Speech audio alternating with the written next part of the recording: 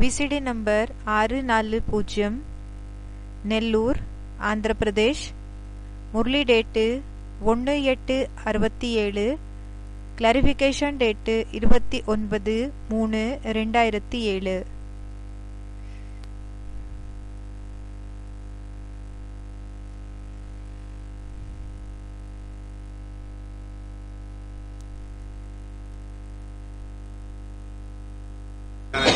Class है 1/8/1967। बाप बैठ बच्चों को समझाते हैं। அப்பா உட்கார்ந்து குழந்தைகளுக்கு புரிய வைக்கிறாங்க.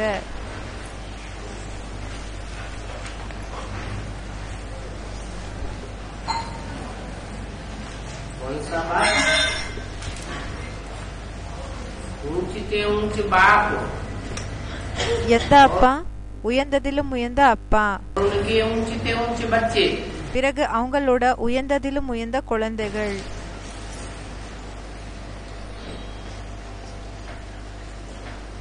धर्म पिताएं तो नंबरवार आते, தர்ம பிதாக்கள் நம்பர்வாராக வராங்க தான். और उनको नंबरवार ही ऊंचे कहेंगे। பிறகு அவங்களுக்கு நம்பர்வாராதான் உயர்ந்தவங்கன்னு சொல்லப்படுவாங்க. उन धर्म पिताओं से भी அந்த தர்ம பிதாக்கள் விட அவங்கள விட ऊंचे से ऊंचे कहा जाता है, உயர்ந்ததிலும் உயர்ந்தவங்கன்னு சொல்லப்படுகிறது. क्योंकि वो बापों का बाप है। ஏன்னா அவங்க அப்பாக்களுக்கு அப்பா இருக்காங்க. रूहानी बाप है, ஆன்மீக அப்பா இருக்காங்க. वो धर्म पिताएं सब जिस्मानी है। அந்த தர்ம பிதாக்கள் எல்லாருமே சரீரத்துக்கானவங்க இருக்காங்க.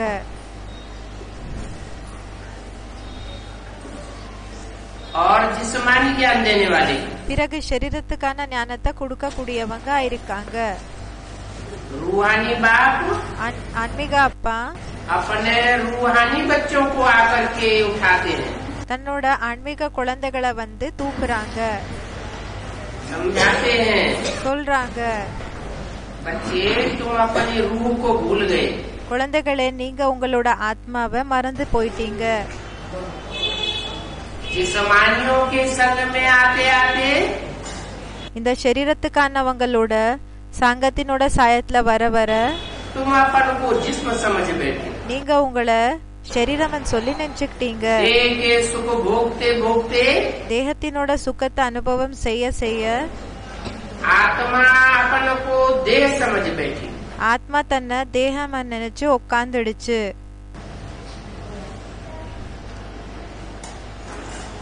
अभी बाप இப்போ அப்பா तुम बच्चों को समझाते हैं, குழந்தைகளான உங்களுக்கு புரிய வைக்கிறாங்க. और दुनिया वालों को नहीं समझाते। பிறகு மத்த உலகத்தினார்களுக்கு ஒண்ணு புரிய வைக்கிறது இல்ல. वो सब रूहानी बाप के रूहानी बच्चे नहीं बनते। அவங்க எல்லாருமே ஆன்மீக அப்பாவோட ஆன்மீக குழந்தைகள் ஆகிறது இல்ல. तुम रूहानी बाप के रूहानी बच्चे बनते हो। நீங்க ஆன்மீக அப்பாவோட ஆன்மீக குழந்தைகள் ஆகுறீங்க. तुम किससे कहा जाता है? நீங்கன்னு சொல்லி யாருக்கு சொல்லப்படுகிறாங்க? तुम सन्मुख बैठे हो। யாரு நேர்முகத்துல உட்கார்ந்து இருக்கீங்களோ அவங்களுக்கு. अब जब बाप कहा जाता है இப்போ அப்பான்னு எப்போ சொல்லப்படுகிறதோ तो इतने बच्चों का एक जिस्मानी बाप तो नहीं हो सकता। இப்போ இத்தனை குழந்தைகளுக்கு ஒரு சரீரத்துக்கான அப்பா ஒன்னும் இருக்க மாட்டாங்க. एक तो ढेर सारे रूहानी बच्चे हैं और रूहानी बाप। இப்போ நிறைய ஆன்மீக குழந்தைகள், பிறகு ஆன்மீக குழந்தைகள் நிறைய பேர் இருக்காங்க, ஆன்மீக அப்பாவும் இருக்காரு. बच्चों के लिए ये है टेप मुरली आदि सामग्री है। குழந்தைகளுக்காக இதெல்லாம் இருக்குது, டேப்பு, முரளி, இந்த பொருள்கள் எல்லாமே இருக்குது. बच्चे जानते हैं हम अभी संगम में ऊपर बैठे हैं। குழந்தைகளுக்கு தெரியும் இப்ப நாங்க சங்கம் யுகத்துல உட்கார்ந்து இருக்கோம்னு தெரியும்.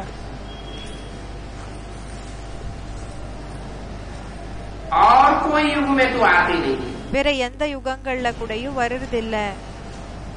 जैसे गीता में लिख दिया है எப்படி கீதையில எழுதிட்டாங்க, संभवामि युगे युगे हर युग में आता हूँ, சம்பவாமி யுகே யுகே ஒவ்வொரு யுகத்திலையும் வரேன், हर युग में आऊंगा, ஒவ்வொரு யுகத்துல வரேன்னா तो गिरती कला का युग बनाऊंगा क्या? அப்போ இறங்கு கலையினோட யுகத்தை உருவாக்குவேனா? सतयुग में तो 16 कला संपूर्ण होते हैं, சத்யுகத்துல 16 கலை பரிபூர்ணமாக இருப்பாங்க, त्रेता में 14 कला संपूर्ण होते हैं, திரேதால 14 கலைகள் பரிபூர்ணமாக இருப்பாங்க. तो सतयुग में आया क्या 2 कला कम करने के लिए आया? இப்போ சத்யுகத்துக்கு வந்தாங்கன்னா அப்ப என்ன 2 கலைகள் கம்மி பண்ணிக்கிறதுக்காக வந்தாங்களா? भगवान आवेगा பகவான் வராங்கன்னா तो सृष्टि का उत्थान करेगा அப்போ சிருஷ்டியினோட உயர்வு என்ன என்றது ஏற்படுத்துவாங்களா, या पतन करके जावेगा? இல்லன்னா வீழ்ச்சி என்றது ஏற்படுத்துவாங்களா? त्रेता में कहते हैं राम भगवान बन के आया, திரேதாக்காக சொல்றாங்க ராம் பகவான் ஆகி வந்தாங்க. अब त्रेता भी 14 कला संपूर्ण, இப்போ திரேதா கூடயும் 14 கலை பரிபூர்ணம். द्वापर को शास्त्रों में 8 कला संपूर्ण बताया, துவாபரத்துக்கு சாஸ்திரத்துல 8 கலை பரிபூர்ணம்னு சொல்லி சொன்னாங்க. तो इतनी कलाएं गिराने के निमित्त भगवान बनेगा क्या? அப்போ இத்தனை கலைகள் எப்படின்னா இப்போ விழ வைக்கிறதுக்காக என்ன பகவான் நிமித்தம் ஆகுவாங்களா? फिर कहते हैं द्वापर में कृष्ण बन करके आया, பிறகு சொல்றாங்க துவாபரத்துல கிருஷ்ணர் ஆகி வந்தாங்க. कृष्ण के रूप में भगवान आया கிருஷ்ணனோட ரூபத்துல பகவான் வந்தாங்க. और 8 कला संपूर्ण பிறகு 8 கலை பரிபூர்ணம் द्वापर को துவாபரத்தை खलास करके முடிச்சு पापी कलयुग की स्थापना करके गए। பாவி கலியுகத்தினோட ஸ்தாபனை பண்ணிட்டு போயிட்டாங்க.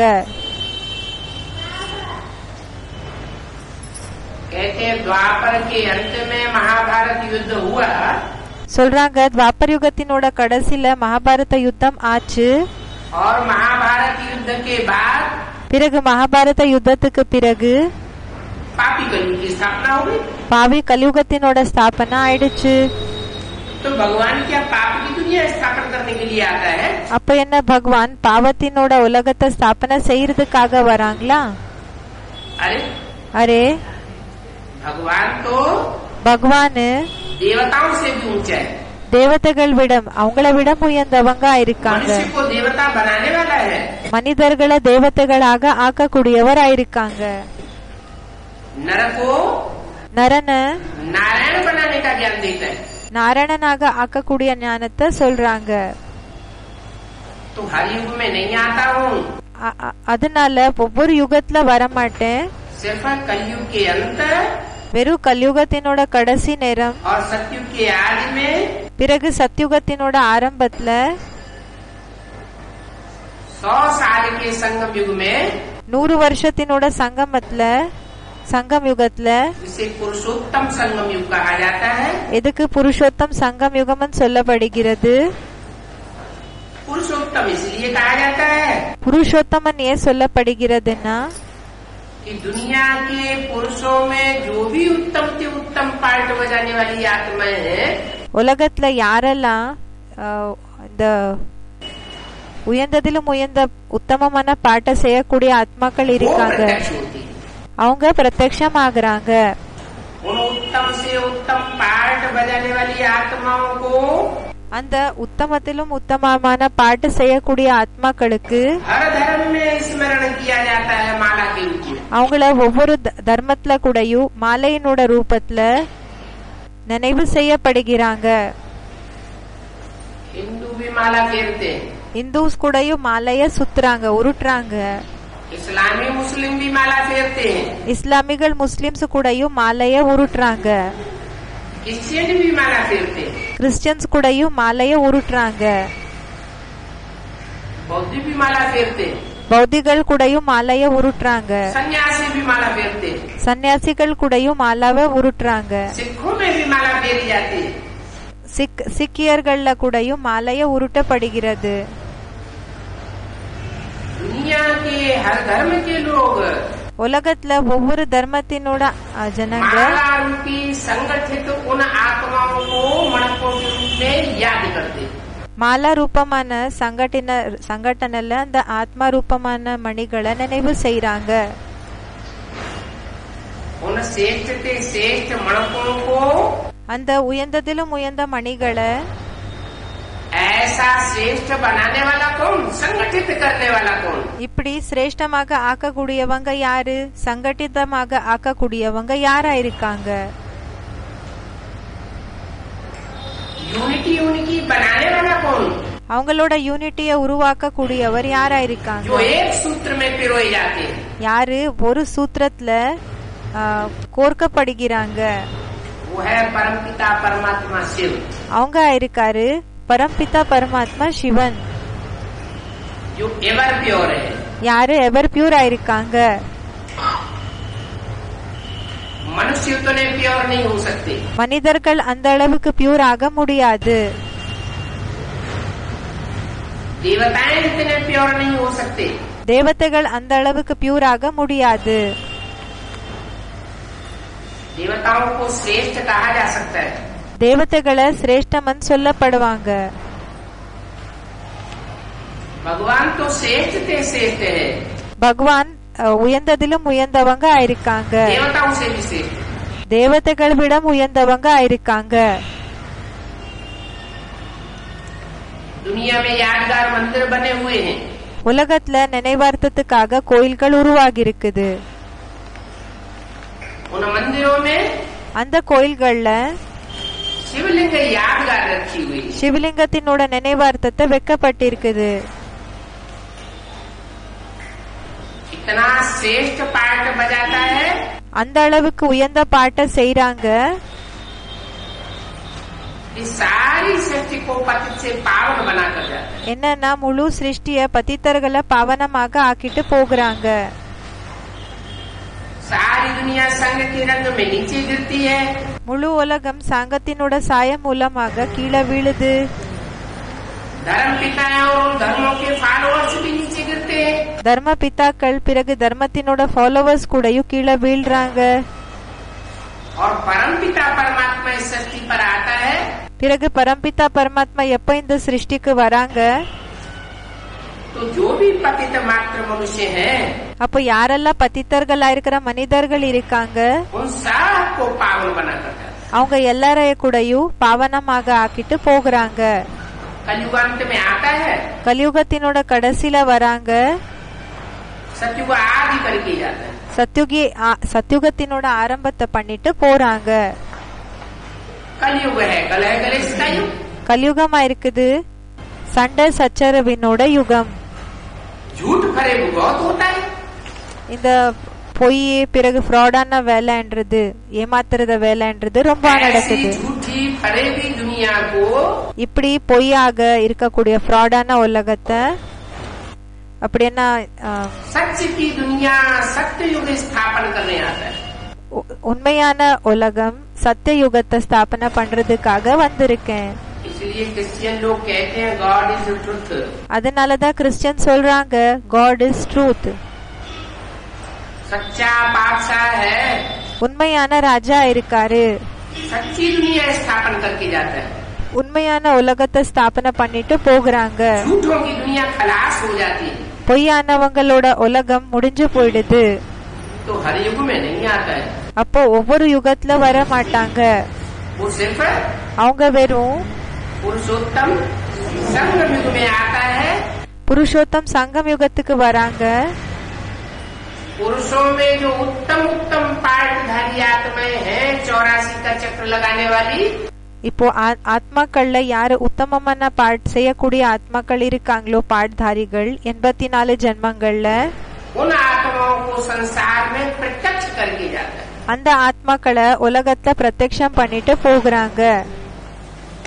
जो हर धर्म में माला के रूप में स्मरण की जाती है। என்னன்னா ஒவ்வொரு தர்மத்துல கூடயும் மாலையினோட ரூபத்துல அவங்கள நினைவு செய்யப்படுகிறாங்க. तो बच्चे जानते हैं कि हम बैठे हैं पुरुषोत्तम बनने के लिए।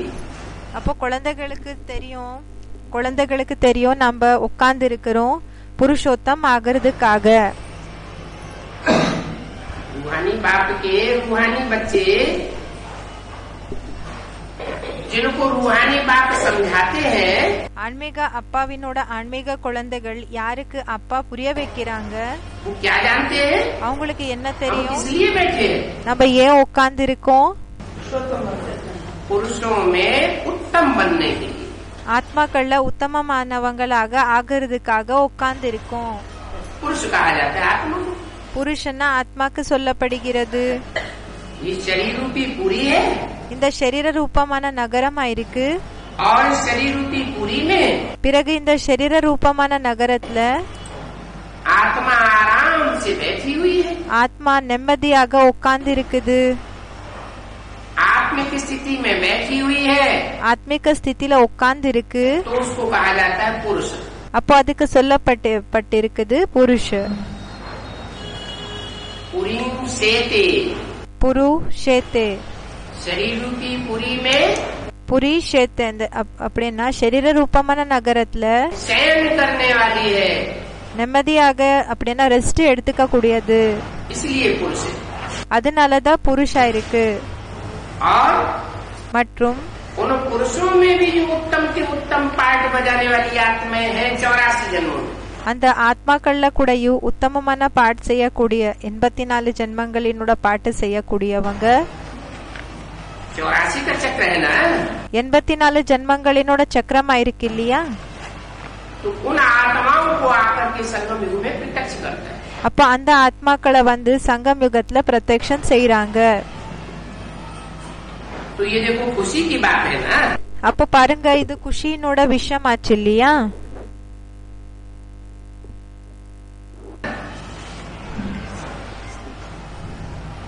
हम आत्माओं का बाप ही आकर के हमको पुरुषोत्तम बनाते हैं।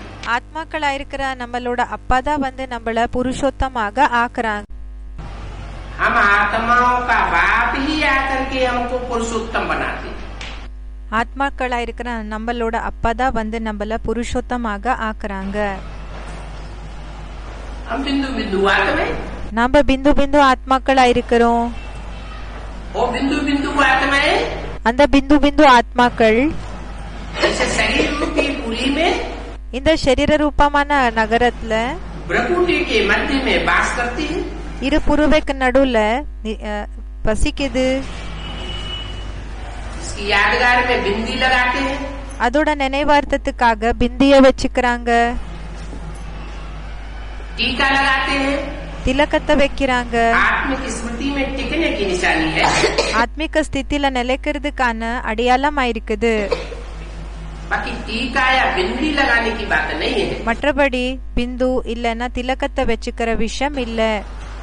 अंदर से உள்ளுக்குள்ள समझने की बात है புரிஞ்சுக்கிற விஷயமா இருக்குது. कि हम आत्मा प्रकृति में ஆத்மாக்களா இருக்கிற நாம இரு புருவக்கு நடுவுல ज्योति बिंदु स्वरूप ஜோதி பிந்து ஸ்வரூபம் चमकने वाला स्टार ஜொலிக்க கூடிய ஸ்டார் ஆயிருக்கிறோம்.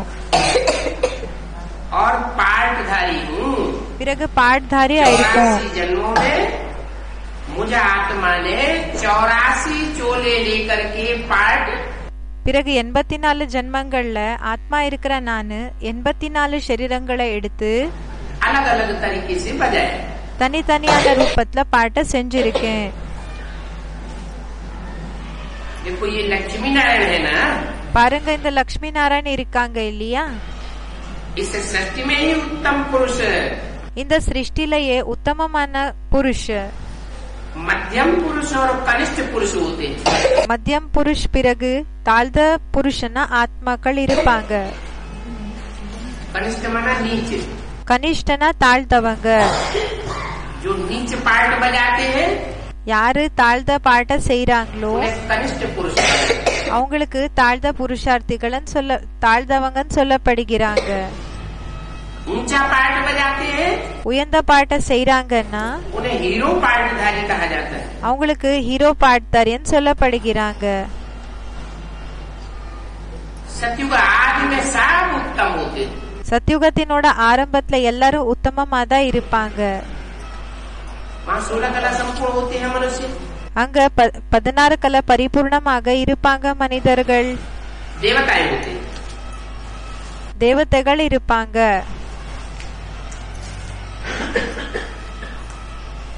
बीच द्वापर में त्रेता के आद में நடுவுல துவாபரத்துல திரேதாயுகத்தினோட ஆரம்பத்துல मध्यम बन जाती, மத்தியம் ஆயிடுறாங்க.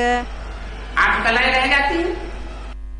அப்படின்னா திரேதாயுகத்தினோட கடைசியில பாபா சொல்லிட்டு இருக்காங்க மீடியம் ஆயிடுறாங்க, 8 கலைகள் இருக்கும். और कलयुग के अंत में सब कनिष्ठ बन जाते। பிறகு கலியுகத்தினோட கடைசியில எல்லாருமே கனிஷ்ட் அப்படின்னா தாழ்ந்தவங்க ஆயிடுறாங்க, नीच बन जाती, நீச்சர் ஆயிடுறாங்க.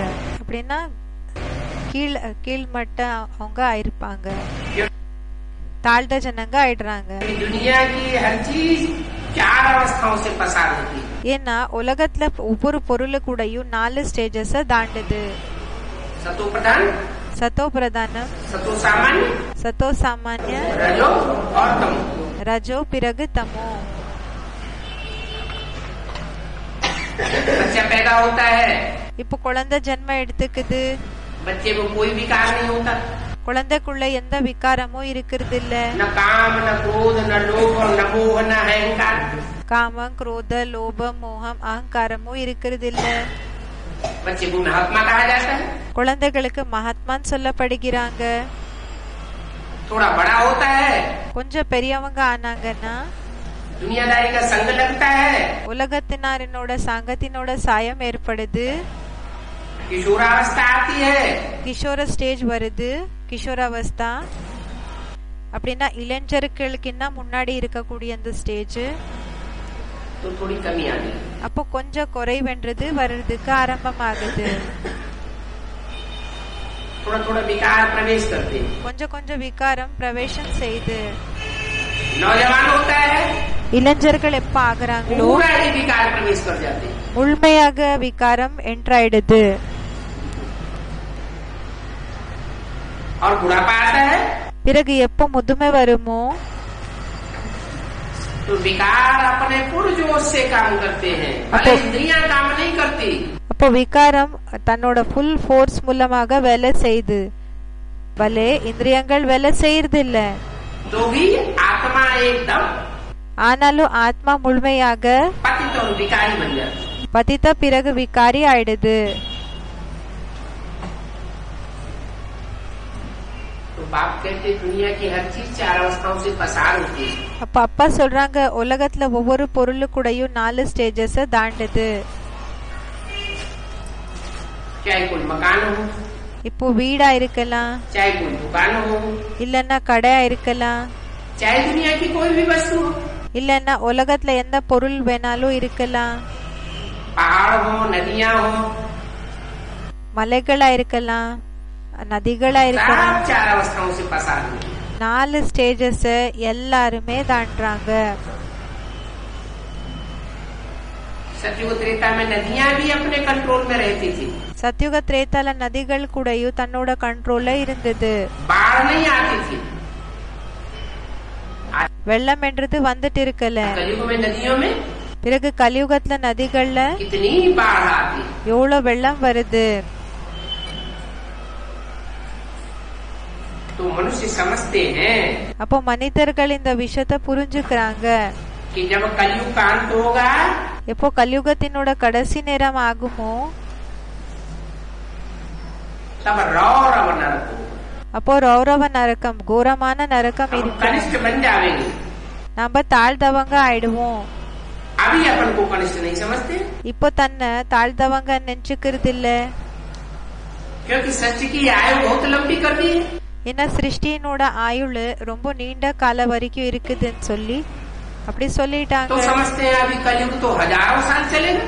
அத விஸ்தாரமாக ஆக்கிட்டாங்க. அப்போ என்னன்னு சொல்றாங்கன்னா கலியுகத்தினோட ஆயுள் இன்னமும் அதிகம் ஆயிரக்கணக்கில் வருஷங்கள் இருக்கும்னு சொல்லி சொல்றாங்க. तो अपन को नीचे नहीं समझते, அப்போ தன்னை தாழ்ந்தவங்கன்னு நினைச்சுக்கிறது இல்ல. बाप आकर बताते हैं அப்பா வந்து சொல்றாங்க अब ये कलयुग का अंतिम चरण है। இப்போ இது கலியுகத்தினோட லாஸ்ட் ஸ்டேஜ் ஆயிருக்குது. जैसे आज से 5000 साल पहले எப்படி இன்னிலிருந்து 5000 வருஷங்களுக்கு முன்னாடி महाभारत युद्ध हुआ था, மகாபாரி மகாபாரத யுத்தம் ஆயிருந்தது. यादवों के पेट से मूसल निकले थे. யாதவர்களினோட வயிறிலிருந்து மூசல் சொன்ன அந்த மிசைல்ஸ் எல்லாம் வெளிப்பட்டிருந்தது.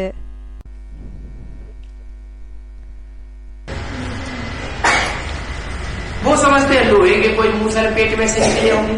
அவங்க என்ன நினைச்சுக்கிறாங்கன்னா இந்த இரும்பினோட இந்த மிசைல்ஸ் வயிறிலிருந்து வந்தது அப்படி நினைச்சுக்கிறாங்க.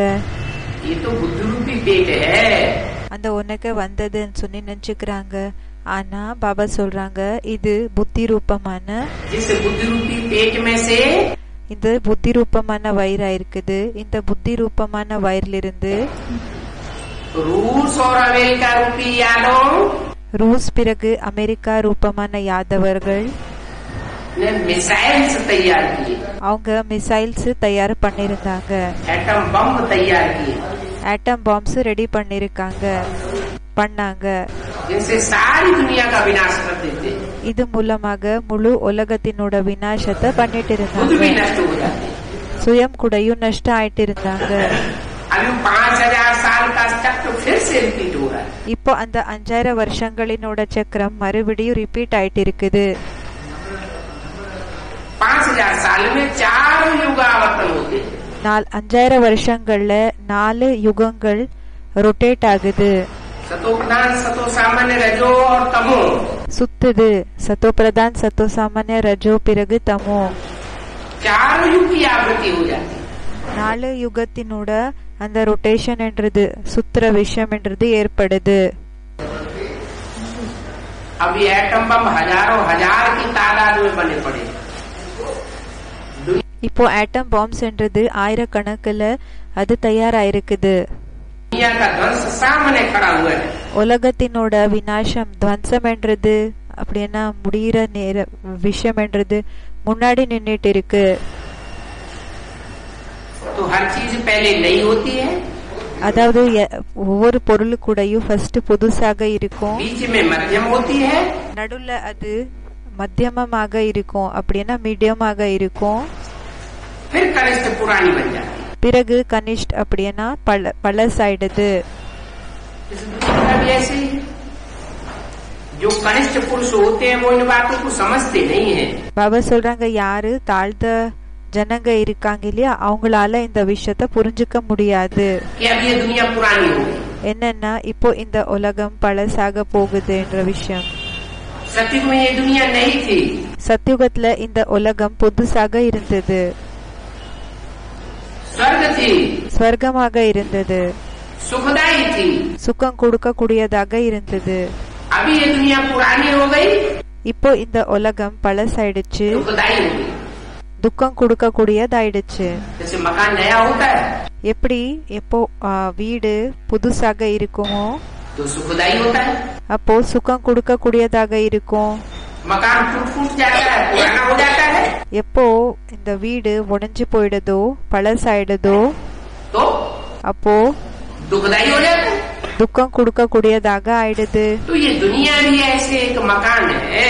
அதாவது இந்த உலகம் கூடயும் இதே மாதிரி ஒரு வீடா இருக்குது. मनुष्य तो कह देते हैं शास्त्रों में ऐसा लिखा हुआ है. மனிதர்கள் என்ன சொல்லிட்டாங்கன்னா சாஸ்திரத்துல இப்படி எழுதிருக்காங்க कि अभी कलयुग तो हजारों वर्ष चलेगा. என்னன்னா இப்போ கலியுகம் 1000 வருஷங்கள் ஆயிரக்கணக்கில் வருஷங்கள் நடக்கும்னு சொல்லி சொல்றாங்க. तुम अभी शास्त्रों के आधार को नहीं मानते. இப்போ நீங்க சாஸ்திரங்களினோட ஆதாரத்தை ஏத்துக்கிறது இல்ல. क्यों नहीं मानते? ஏன் ஏத்துக்கிறது இல்ல? सारी दुनिया शास्त्रों के आधार को मानती है, तुम क्यों नहीं मानते? முழு உலகம் சாஸ்திரங்களினோட ஆதாரத்தை ஏத்துக்குது, நீங்க ஏன் ஏத்துக்கிறது இல்ல? इसलिए नहीं मानते ஏன் ஏத்துக்கிறது இல்லன்னா कि शास्त्र ढेर के ढेर मनुष्यों के लिखे हुए. சாஸ்திரம் நிறையதிலும் நிறைய மனிதர்கள் மூலமாக எழுதப்பட்டிருக்கிறதா இருக்கு. और मनुष्य सब विकारी होते हैं. பிறகு மனிதர்கள் எல்லாருமே விகாரியாக இருப்பாங்க. सब मनुष्य नीचे गिरते जाते हैं और दुनिया भी எல்லா மனிதர்கள் கீழே விழுந்துட்டே போகிறாங்க. பிறகு உலகம் கூடயும் नीचे गिरती जाती है। கீழே விழுந்துட்டே தான் போகுது.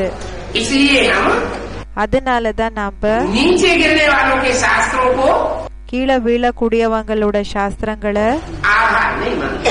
அதோட ஆதாரத்தை ஏத்துக்க மாட்டோம். इसको आधार मानते हैं, எதை ஆதாரமாக ஏத்துக்கிறோம்? हम उसको आधार मानते हैं நாம அந்த விஷயத்தை ஆதாரமாக ஏத்துக்கிறோம் जो कभी नीचे नहीं गिरता। எது எப்பவுமே கீழே விழுறதே இல்ல. शास्त्रों में गायन है, சாஸ்திரத்துல மகிமை இருக்குது, कीर्तन करते हैं, கீர்த்தனை பண்றாங்க, अच्युतम அச்சுத்தம், जो कभी ऊपर से नीचे नहीं गिरता है, யாரு எப்பவுமே மேல இருந்து கீழே வீழ்றதே இல்ல, कभी पतित नहीं होता, எப்பவுமே பத்தித்த ஆகிறது இல்ல, सदा पावन है, சதா பாவனமாக இருக்காங்க, सदैव एवर प्योर है, சதா எவர் பியூரா இருக்காங்க, सदैव उसकी पूजा होती है। சதா அவங்களோட பூஜை நடக்குது. उस शिव की वाणी को हम मानते हैं। அந்த சிவனோட வாணிய நம்ம ஏத்துக்கிறோம். वो शिव वाणी कैसे चलाता है? அந்த சிவன் வாணியை எப்படி வாசிக்கிறாங்க? वो पतित नहीं होता, அவங்க பத்தித்த ஆகிறது இல்லையா?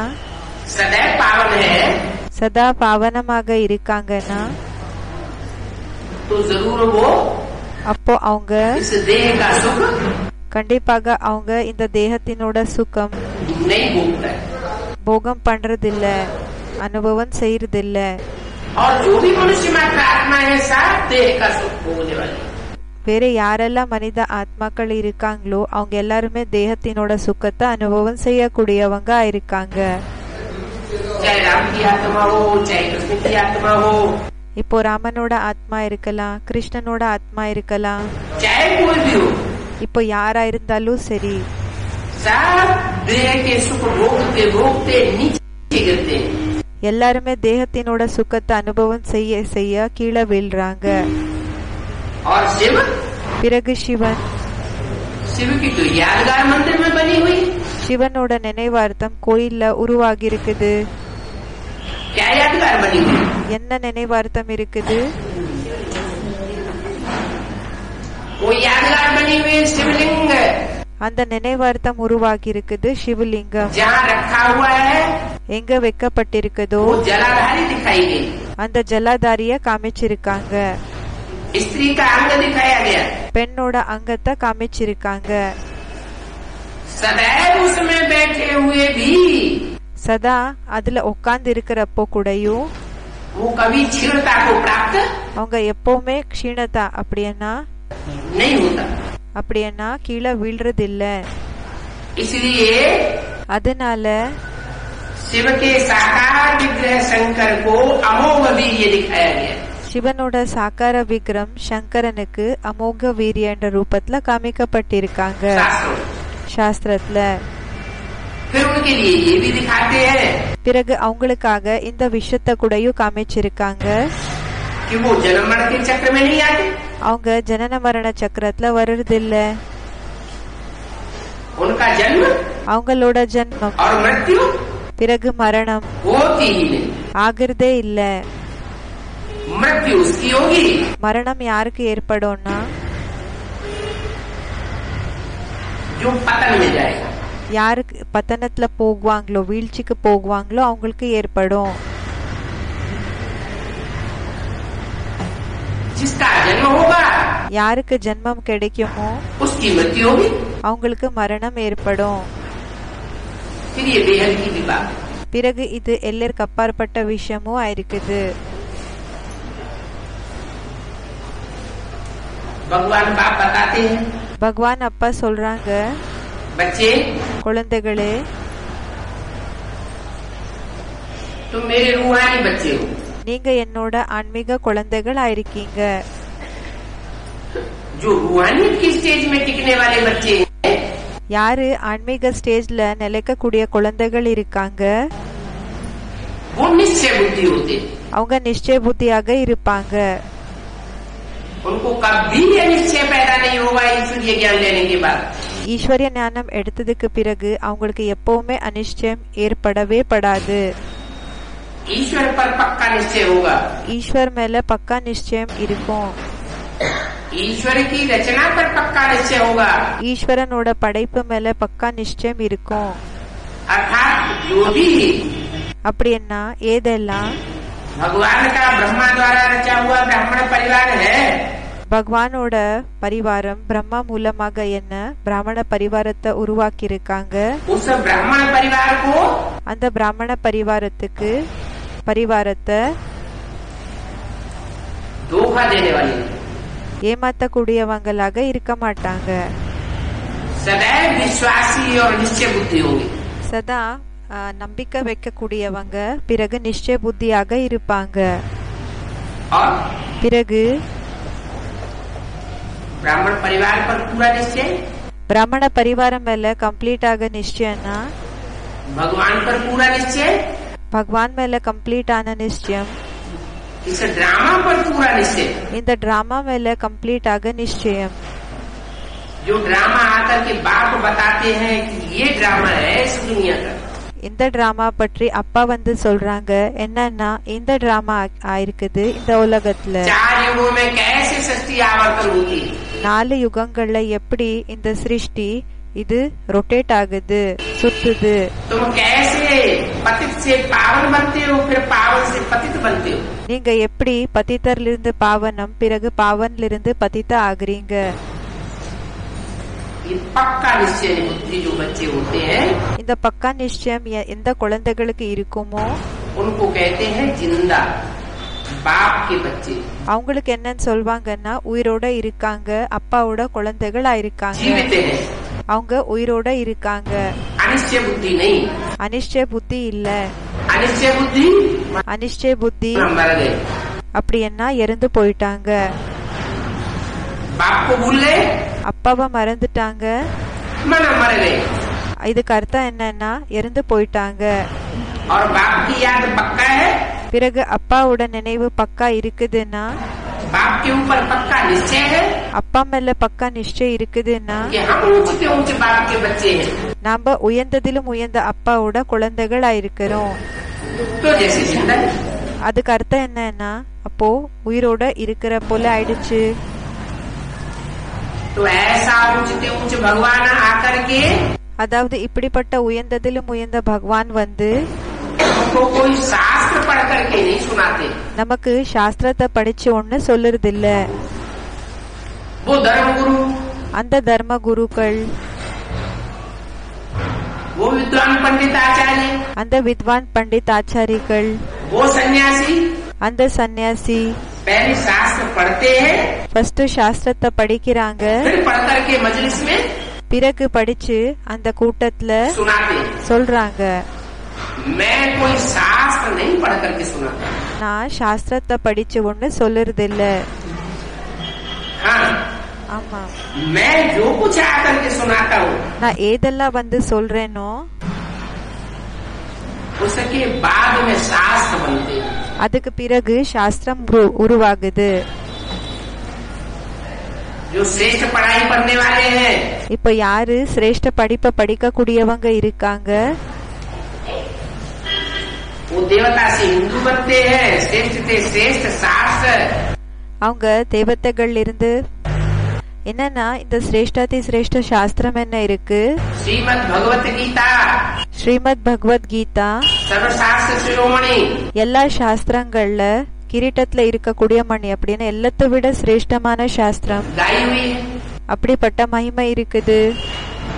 वो गीता पाठ करते हैं, गीता बनाते हैं. அவங்க கீதா பாட்டத்தை பண்றாங்க, கீதாவை உருவாக்குறாங்க. फिर मुसलमान आते हैं, பிறகு முஸ்லிம்ஸ் வராங்க, वो कुरान बनाते हैं. அவங்க குரானை உருவாக்குறாங்க. बौद्धि आते हैं, பௌத்திகள் வராங்க, धम्मपद बनाते हैं. தம்ம பத உருவாக்குறாங்க. चाहे कोई भी शास्त्र हो, இப்போ எந்த சாஸ்திரம் வேணாலும் இருக்கலாம், उन शास्त्रों में जो भी अच्छी अच्छी बातें हैं, அந்த சாஸ்திரத்துல ஏதெல்லாம் நல்ல நல்ல விஷயங்கள் இருக்குது, वो अच्छी बातें सब मैंने ही आकर के संगम युग में सुनाई. அந்த எல்லா நல்ல விஷயங்களை நான் தான் சங்கம் யுகத்துல வந்து சொல்லிருக்கேன்.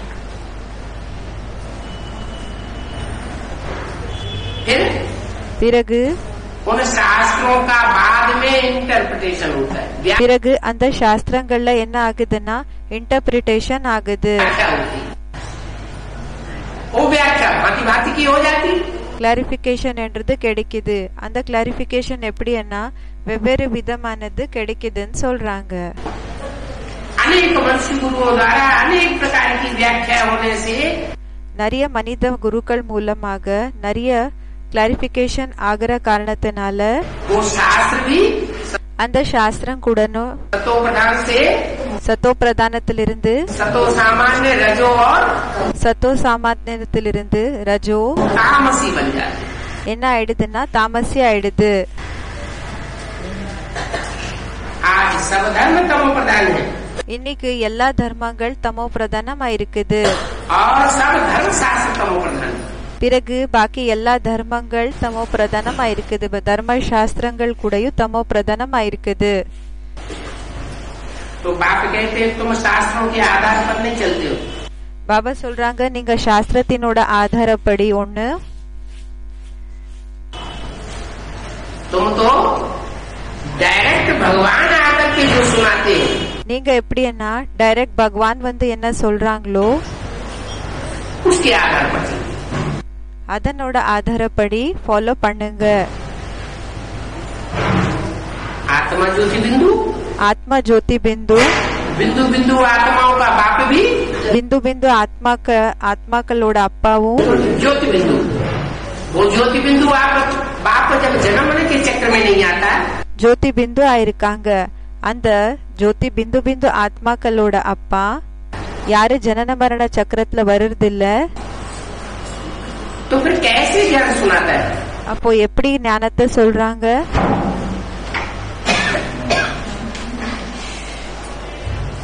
वो इस मनुष्य शक्ति का அவங்க இந்த மனித சிருஷ்டியினோட जो हीरो हीरोइन के रूप में पार्टधारी आत्माएं हैं, யாரு ஹீரோ ஹீரோயினோட பாட்டு செய்யக்கூடிய ஆத்மாக்கள் இருக்காங்க, उनमें आकर के प्रवेश करता है। அவங்களுக்குள்ள வந்து பிரவேசம் செய்யறாங்க. इसे पुरुषोत्तम संगम, இந்த புருஷோத்தம சங்கம் யுகத்துல हीरो पार्टधारी राम ஹீரோ பாட்தாரி ராமர், और हीरोइन का पार्ट बजाने वाली आत्मा कृष्ण, பிறகு ஹீரோயினோட பாட் செய்யக்கூடிய ஆத்மா கிருஷ்ணர். ये शक्ति के माता पिता के रूप में संसार में प्रत्यक्ष होते, இவங்க சிருஷ்டியினோட அம்மா அப்பாவினோட ரூபத்துல உலகத்துல பிரத்யக்ஷம் ஆகுறாங்க. சிருஷ்டில माता है ब्रह्मा, அம்மா இருக்காங்க, மாதா இருக்காங்க, பிரம்மா. शास्त्रों में जो नाम दिए हुए हैं சாஸ்திரத்துல என்ன பேரை கொடுத்திருக்காங்க, काम के आधार पर नाम दिए, வேலையினோட ஆதாரப்படி ब्रह्म ने बड़ी माँ माने माँ, வேலையினோட ஆதாரப்படி பேரை கொடுக்கப்பட்டிருக்குது. பிரம்மன்னா பெரிய, அம்மான்னா அம்மா. अर्थात அதுக்கு அர்த்தம் என்னன்னா सृष्टि की बड़े से बड़ी माँ, சிருஷ்டிலேயே பெரியதிலும் பெரிய அம்மா. जिसकी कोई माँ हो नहीं सकती, அவங்களுக்கு யாருமே அம்மாக இருக்க முடியாது. जिसने सहन शक्ति का बड़े से बड़ा पार्ट बजाया, யாரு சகிப்பு தன்மையினோட பெரியதிலும் பெரிய பாட்டை பண்ணாங்க, महान से महान पार्ट बजाया, எல்லாத்தை விட மகான் பாட்டை பண்ணாங்க. उस ब्रह्मा के அந்த பிரம்மாவோட मुख कमल में प्रवेश करके அவங்களோட முக கமலத்துல பிரவேசம் பண்ணி, அப்படின்னா அவங்களோட சரீரத்துல பிரவேசம் பண்ணி वो ज्ञान सुनाता है। அவங்க ஞானத்தை சொல்றாங்க. शास्त्रों में लिख दिया, சாஸ்திரத்துல எழுதிட்டாங்க ब्रह्मा के मुखों में से ब्राह्मण निकले। பிரம்மாவோட முகம் மூலமாக பிராமணர்கள் வெளிப்பட்டாங்கன்னு. अब कोई मुख में मशीन थोड़ी रखी हुई थी, இப்போ வாயில மஷின் என்ன வச்சிருந்தாங்களா என்ன, कि उसमें से ब्राह्मण निकल पड़े, அதிலிருந்து பிராமணர்கள் வெளிப்படுற போல ஆகுறதுக்காக नहीं। அப்படி இல்ல. ब्रह्मा के मुख में परमात्मा शिव ने प्रवेश करके जो ज्ञान सुनाया, பிரம்மாவோட முகம் மூலமாக பரமாத்மா சிவன் பிரவேசம் பண்ணி என்ன ஞானத்தை சொன்னாங்களோ, மாதாஜி, उस श्रेष्ठ ज्ञान को सुन करके அந்த சிரேஷ்டமான ஞானத்தை கேட்டு भ्रष्ट मनुष्यों ने अपने जीवन को श्रेष्ठ बनाया। தாழ்ந்த மனிதர்கள் தன்னோட வாழ்க்கைய சிரேஷ்டமாக ஆக்கிட்டாங்க. पढ़ाई से ही मनुष्य श्रेष्ठ बनता है। படிப்பு மூலமா தான் மனிதர்கள் சிரேஷ்டமாகறாங்க. वो मनुष्यों की पढ़ाई होती है। அந்த எப்படின்னா மனிதர்களோட படிப்பு இருக்கும். ये भगवान की पढ़ाई है। இது பகவானோட படிப்பா இருக்குது. भगवान ऊंचे ऊंचे है। பகவான் உயர்ந்ததிலும் உயர்ந்தவர் ஆயிருக்காங்க. तो जरूर ऊंचे ऊंचे पढ़ाई पढ़ाता है। அப்போ கண்டிப்பாக உயர்ந்த படிப்பை படிக்க வைக்கிறாங்க. क्या बनाता है? என்ன ஆக்குறாங்க? मनुष्यों को மனிதர்களை देवता बनाता है। தேவதைகளாக ஆக்குறாங்க. नर को நரன नारायण बनाता है। நாராயணனாக ஆக்குறாங்க. तो तुम नर से नारायण बनने के लिए कोई शास्त्रों का आधार नहीं लेते हो। அதாவது நீங்க நரச நாராயண் ஆகிறதுக்காக சாஸ்திரத்தினோட ஆதாரத்தை ஒண்ணும் நீங்க எடுத்துக்கிறது இல்ல. तुम किसका आधार लेते हो? நீங்க யாரோட ஆதாரத்தை எடுத்துக்கிறீங்க? डायरेक्ट भगवान की वाणी का आधार लेते हो। டைரக்ட் பகவானோட வாணியினோட ஆதாரத்தை எடுத்துக்கிறீங்க. भगवान आकर के ब्रह्मा मुख से तुमको ज्ञान பகவான் வந்து பிரம்மா முக மூலமாக உங்களுக்கு ஞானம் सुनाते, तुम ब्राह्मण बनते हो। சொல்றாங்க, நீங்க பிராமணர்கள் ஆகுறீங்க. जब पुरुषार्थ करते करते संपूर्ण ब्राह्मण बन जाते हो, எப்ப புருஷார்த்த செய்ய செய்ய எப்ப பரிபூர்ணமான பிராமணர்கள் ஆயிடுறீங்களோ तब तुम पक्के देवता बन जाते हो। அப்ப நீங்க பக்கா தேவதைகள் ஆயிடுறீங்க. संपूर्ण ब्राह्मण सो संपूर्ण देवता। சம்பூர்ண பிராமன் அவங்க தான் சம்பூர்ண தேவதா. इसलिए भारतवर्ष में आज भी அதனாலதான் பாரத நாடுல இன்னைக்கு கூடயும் भक्ति मार्ग में ब्राह्मणों को பக்தி மார்க்கத்துல பிராமணர்களுக்கு पूजन करते हैं। பூஜனை பண்றாங்க. ब्राह्मणों को பிராமணர்களுக்கு खिलाते हैं, पिलाते हैं, அவங்களுக்கு பரிமாறுறாங்க. उनके पांव पूजन करते हैं। அவங்களுக்கு குடிக்கிறதுக்கு கொடுக்கறாங்க. அவங்களுக்கு அவங்களோட இந்த காலுக்கு பூஜை பண்றாங்க. लेकिन आज के ब्राह्मणों की बात नहीं है। ஆனா இன்னைக்கு இருக்கக்கூடிய பிராமணர்களுக்காக இல்ல. कौन से ब्राह्मणों की बात? எந்த பிராமணர்களோட விஷயமா இருக்குது? जो डायरेक्ट ब्रह्मा की औलाद थे। யாரு டைரக்ட் பிரம்மாவினோட குழந்தைகளாக இருந்தாங்க? ब्रह्मा मुख वंशावली थे। பிரம்மா முகவம்சவளிகளாக இருந்தாங்க. ब्रह्मा की कोख से पैदा होने वाले नहीं। பிரம்மாவோட மடியிலிருந்து ஜென்ம எடுத்துக்க கூடியவங்க இல்ல. ब्रह्मा के मुख से பிரம்மாவோட முகம் மூலமாக ज्ञान सुन करके जिन्होंने अपने जीवन को चेंज किया ஞானத்தை கேட்டு யாரு தன்னோட வாழ்க்கைய சேஞ்ச் பண்ணிக்கிட்டாங்களோ और दूसरों के जीवन को भी चेंज किया। பிறகு மத்தவங்களோட வாழ்க்கைய கூடயும் சேஞ்ச் பண்ணாங்க. मनुष्य से देवता स्वभाव वाले बने। மனிதர்ல இருந்து தேவதைகளினோட சுபாவத்தினர்களாக ஆகுனாங்க. ऐसे ब्राह्मण அப்படிப்பட்ட பிராமணர்களுக்குன்னு சொல்றாங்க. ब्राह्मणों में भी नंबरवार पुरुषार्थ अनुसार होते हैं। அந்த பிராமணர்கள்ல கூடயும் நம்பர்வார் புருஷார்த்த அனுசாரமாக இருப்பாங்க. इसलिए भक्ति मार्ग में भी அதனாலதான் பக்தி மார்க்கத்திலயும் ब्राह्मणों की 9 कुड़ियां दिखाई गई। பிராமணர்களுக்கு 9 குரூப்ஸ் காமிக்கப்பட்டிருக்கு. कहते हैं 9 ऋषि मुनि हुए। சொல்லப்பட்டிருக்குது 9 ரிஷி முனிகள் இருந்தாங்க. उन ऋषियों मुनियों के அந்த ரிஷி முனிகளுக்கு नाम पर அவங்களோட பேரினோட ஆதாரப்படி 9 ब्राह्मणों के गोत्र बन गए। 9 பிராமணர்களினோட கோத்திரம் உருவாச்சு. वास्तव में वो 9 ऋषि मुनि வாஸ்தவத்துல அந்த 9 ரிஷி முனிகள் अभी तैयार, இப்போ தயாராகிறாங்க. जिनकी संसार में अष्टदेवों யாரோடது உலகத்துல அஷ்ட தேவதைகள் 9 ग्रहों के रूप में पूजा होती है। 9 கிரகங்களினோட ரூபத்துல பூஜை நடக்குது. खास करके भारतवर्ष में விசேஷமாக பாரத நாடுல पुराण में भी लिखा हुआ है குரான்ல கூடயும் எழுதப்பட்டிருக்குது. कि जब सृष्टि का अंत होगा எப்போ சிருஷ்டியினோட கடைசி நேரம் ஆகுமோ, विनाश बरपा होगा, எப்போ விநாசம் ஏற்படுமோ, उस समय खुदा के तख्त को அந்த நேரத்துல குதாவினோட சிம்மாசனத்தை 8 फरिश्ते उठाएंगे।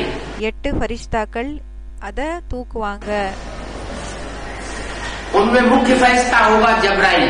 அதுல முக்கியமான ஃபரிஸ்தா யாருன்னா ஜப்ராயில். क्या என்ன? मुख्य फरिश्ता होगा जबरदस्त। முக்கியமான ஃபரிஸ்தா எப்படி இருப்பாங்கன்னா பவர்ஃபுல்லாக இருப்பாங்க. जब्राइल। ஜப்ராயில். तो हर शास्त्रों में அப்போ ஒவ்வொரு சாஸ்திரத்திலையும் इसी संगम युग के समय की यादगार लिखी हुई है। இந்த சங்கம் யுகத்தினோட நேரத்தினோட நினைவார்த்தத்தை தான் எழுதியிருக்காங்க. परंतु वो शास्त्र मनुष्यों के लिखे हुए हैं। ஆனா அந்த சாஸ்திரம் மனிதர்கள் மூலமாக எழுதப்பட்டிருக்குது. उनमें मिक्सचरिटी बहुत है, அதுல மிக்ஸ்டாரிட்டி நிறைய இருக்குது. सच्चाई कम है உண்மைன்றது கம்மி இருக்கு, और मिक्स बातें பிறகு மிக்ஸ் விஷயங்கள் जास्ती है। அதிகம் இருக்கு. भगवान कोई बैठ करके शास्त्र नहीं सुनाते। பகவான் உட்கார்ந்து சாஸ்திரத்தை ஒண்ணு சொல்றது இல்ல. जो भी धर्म पिताएं आए, யாரெல்லாம் தர்ம பிதாக்கள் வந்தாங்களோ उन्होंने बैठ करके शास्त्र लिखे या शास्त्र सुनाए क्या? அவங்க உட்கார்ந்து சாஸ்திரத்தை எழுதுறது இல்லன்னா क्राइस्ट ने बाइबल लिखी, கிரைஸ்ட் பைபிள் எழுதுனாங்களா? मोहम्मद ने कुरान लिखी, முகமது குரானை எழுதுனாங்களா? குரான் எழுதுனாங்களா? गुरु नानक आए, குரு நானக் வந்தாங்க, उन्होंने ग्रंथ साहब लिखा क्या? அவங்க வந்து கிரந்த சாஹப எழுதுனாங்களா? और लिख करके क्या बैठ सुनाया? பிறகு எழுதி என்ன नहीं, சொன்னாங்களா? இல்ல. उन्होंने तो डायरेक्ट मुख से बोला। அவங்க என்ன பண்ணாங்கன்னா டைரக்ட் வாயால சொன்னாங்க. फिर सैकड़ों वर्षों के बाद, பிறகு நூத்தி கணக்குல வருஷங்களுக்கு பிறகு 100, 200, 400 वर्ष के बाद 100 வருஷம் 200 வருஷங்கள் उन्होंने जो सुनाया, उनके फॉलोअर्स ने उसको कागज में என்ன அவங்க சொன்னாங்களோ அத அவங்களோட ஃபாலோவர்ஸ் लिख लिया அத என்ன பண்ணிட்டாங்கன்னா அத எழுதிக்கிட்டாங்க. और वो शास्त्र बन गए। பிறகு அந்த சாஸ்திரம் ரெடி ஆயிடுச்சு. ऐसे ही அதே மாதிரி தான் जो सब धर्म पिताओं बापों का भी बाप है, இப்ப யாரு எல்லா தர்ம பிதாக்கள் அப்பாக்களுக்கு கூட அப்பா இருக்காங்க, वो भी सृष्टि पर आता है। அவங்களும் இந்த சிருஷ்டிக்கு வராங்க. तो कोई शास्त्र बनाता नहीं है, அப்போ அவங்க சாஸ்திரத்தை ஒண்ணு உருவாக்குறது இல்ல, पढ़ करके नहीं सुनाता है। படிச்சு ஒண்ணு சொல்றது கிடையாது. क्या करता है? என்ன செய்யறாங்க? वो डायरेक्ट सुनाता है, அவங்க டைரக்ட் சொல்றாங்க, मुख से सुनाता है। வாயால சொல்றாங்க. उस डायरेक्ट मुख से जो ज्ञान सुन करके அந்த டைரக்ட் முக மூலமாக என்ன ஞானத்தை கேட்டு मनुष्य से देवता बनते हैं, அந்த மனிதர்லிருந்து தேவதைகளாக யார் ஆகுறாங்களோ वो ही श्रेष्ठ आत्मा है। அவங்க தான் சிரேஷ்ட ஆத்மாக்கள் ஆயிருக்காங்க. वो सृष्टि की आदि है। அது என்னன்னா அவங்க சிருஷ்டியினோட ஆரம்பம் ஆயிருக்காங்க. तो तुम कोई शास्त्र नहीं पढ़ते हो, அதாவது நீங்க சாஸ்திரத்தை ஒண்ணு படிக்கிறது கிடையாது. यहाँ कोई ऐसा गुरु नहीं होगा जिसने शास्त्र न पढ़े हुए। இங்க யாருமே இப்படி இருக்க மாட்டாங்க, யாரு சாஸ்திரம் படிக்காம இருக்கிற போல யாருமே இங்க இருக்கிறது இல்ல. इस दुनिया में இந்த உலகத்தை जो भी गुरु बन करके बैठते हैं वो सब யாரெல்லாம் குருக்களாக உட்கார்றாங்களோ அவங்க எல்லாருமே शास्त्र पढ़ करके सुनाते हैं। சாஸ்திரத்தை படிச்சு சொல்றாங்க. शिव बाबा शास्त्र थोड़े ही पढ़ा है। சிவ் பாபா சாஸ்திரத்தை ஒன்னும் படிக்கல. ये जो बाबा है ब्रह्मा बाबा, இந்த பாபா பிரம்மா பாபா इसने बहुत शास्त्र पढ़े। இவங்க ரொம்ப சாஸ்திரங்களை படிச்சிருக்காங்க. माने मैं जिसमें प्रवेश करता हूँ இதுக்கு அர்த்தம் என்னன்னா நானு யாருக்குள்ள பிரவேசம் செய்யறேனோ वो शास्त्रों को पढ़ सकता है। அவங்க சாஸ்திரங்களை படிக்குவாங்க. माने रामकृष्ण की आत्माएं शास्त्र पढ़ने वाली हो सकती है। இதுக்கு அர்த்தம் என்னன்னா ராமகிருஷ்ணவாலி ஆத்மாக்கள் சாஸ்திரத்தை படிக்கக்கூடியவங்களாக இருப்பாங்க. लेकिन उनमें प्रवेश करके जो ज्ञान सुनाने वाला है शिव, பிறகு அவங்களுக்குள்ள பிரவேசம் பண்ணி யாரு ஞானத்தை சொல்லக்கூடியவங்க இருக்காங்களோ சிவன், वो शास्त्र पढ़ा हुआ नहीं है. அவங்க சாஸ்திரத்தை படிச்சிருக்க கூடியவங்க இல்ல. तो जिन जिन बातों पर संशय पड़ता है, அதாவது பாபா சொல்றாங்க எந்தெந்த விஷயங்கள்ல சந்தேகம் வருதோ फिर उन बातों को समझाना पड़ता है. பிறகு அந்த விஷயங்களை புரிய வைக்க வேண்டியதாக இருக்கும். बहुत करके ब्रह्मा के लिए ही कहते हैं, நிறையதிலும் நிறைய விஷயம் பிரம்மாக்காக சொல்றாங்க.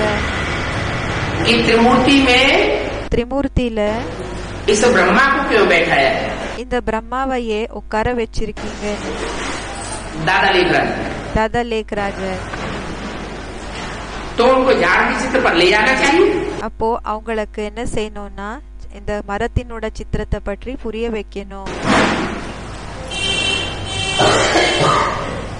देखो பாருங்க, ये मनुष्य सृष्टि का झाड़ खड़ा है. இந்த மனித சிருஷ்டினோட மரம் நின்னுட்டு இருக்கு. इसमें सबसे नीचे ये बैठा है. இதுல எல்லாத்தை விட கீழே இவங்க உட்கார்ந்து இருக்காங்க. नाम है प्रजापिता ब्रह्मा. பேரா இருக்குது பிரஜாபிதா பிரம்மா. ये तपस्या कर रहे हैं. இவங்க தபஸ்யாவை பண்ணிட்டு இருக்காங்க. फिर ऊपर में दिखाया है. பிறகு மேல காமிச்சிருக்காங்க. बहुत जन्मों के अंत में, कलयुग के अंत में जाकर நிறைய ஜென்மத்தினோட கடைசி நேரத்துல, கலியுகத்தினோட கடைசி நேரத்துல போய் खड़ा हुआ है. நின்னுட்டு இருக்காங்க. इनको हम कहाँ कहते हैं कि ये भगवान है, இவங்களுக்கு எங்க நம்ம சொல்றோம் பகவானா இருக்காங்க இவங்க, अथवा ये देवता है. இல்லன்னா இவங்க தேவதா இருக்காங்க. शास्त्रों में भी तो ब्रह्मा को देवता कहते हैं, சாஸ்திரத்துல கூடயும் பிரம்மாக்கு தேவதைன்னு சொல்றாங்க. परंतु दाढ़ी मूछ वाला दिखाया. ஆனா தாடி மீசை இருக்கக்கூடியவங்களாக காமிச்சிருக்காங்க. कोई देवता ऐसा होता है जो दाढ़ी मूछ वाला हो? யாராவது தேவதை இப்படி இருப்பாங்களா? தாடி மீசை இருக்கக்கூடியவங்க. देवता है तो सब தேவதைகள் எல்லாருமே क्लीन शेव होते हैं. கிளீன் ஷேவ்டாக இருப்பாங்க. उनमें विकार होते ही नहीं, तो दाढ़ी मूछ कहाँ से आ गई? அவங்களுக்குள்ள விகாரமே இல்லன்னா தாடி மீசை எங்கிருந்து வந்துடுச்சு? मनुष्यों को दाढ़ी मूछ होती है क्योंकि मनुष्य विकारी होते हैं. மனிதர்களுக்கு தாடி மீசை இருக்குது, ஏன்னா மனிதர்கள் விகாரியாக இருப்பாங்க. ये ब्रह्मा भी विकारी है. இந்த பிரம்மா கூடயும் விகாரியா இருக்காங்க. भगवान इस सृष्टि पर आते हैं பகவான் எப்போ இந்த சிருஷ்டிக்கு வராங்களோ तो पतित तमो प्रधान विकारी तन में ही प्रवेश करके उसको அப்போ பதித்த தமோ பிரதான விகாரி சரீரத்துல தான் அவங்க பிரவேசம் பண்ணி सतो प्रधान बनाते हैं. சத்தோ பிரதானமாக ஆக்குறாங்க. भगवान खुद निर्विकारी, பகவான் சுயம் நிர்விகாரி ஆயிருக்காங்க. लेकिन पतित और विकारी सृष्टि में आता है. ஆனா பதித்த பிறகு விகாரி சிருஷ்டில வராங்க. विकारी से विकारी मनुष्यों में आता है எல்லாத்தை விட விகாரியா இருக்கக்கூடிய மனிதர்களுக்குள்ள வராங்க. और फिर उनको निर्विकारी बनाता है. பிறகு அவங்கள நிர்விகாரியாக ஆக்குறாங்க.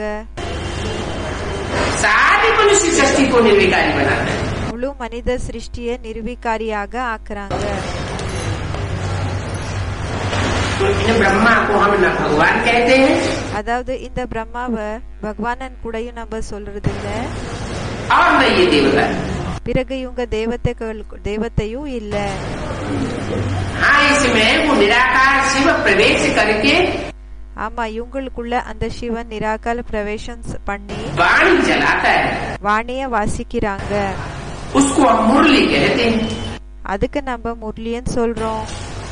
मुरली नाम इसलिए है முரளி என்ற பேர் ஏன் இருக்குதுன்னா कि शास्त्रों में कृष्ण की मुरली को ஏன்னா சாஸ்திரத்துல கிருஷ்ணனோட முரளிய मीठी तान दिखाई दी.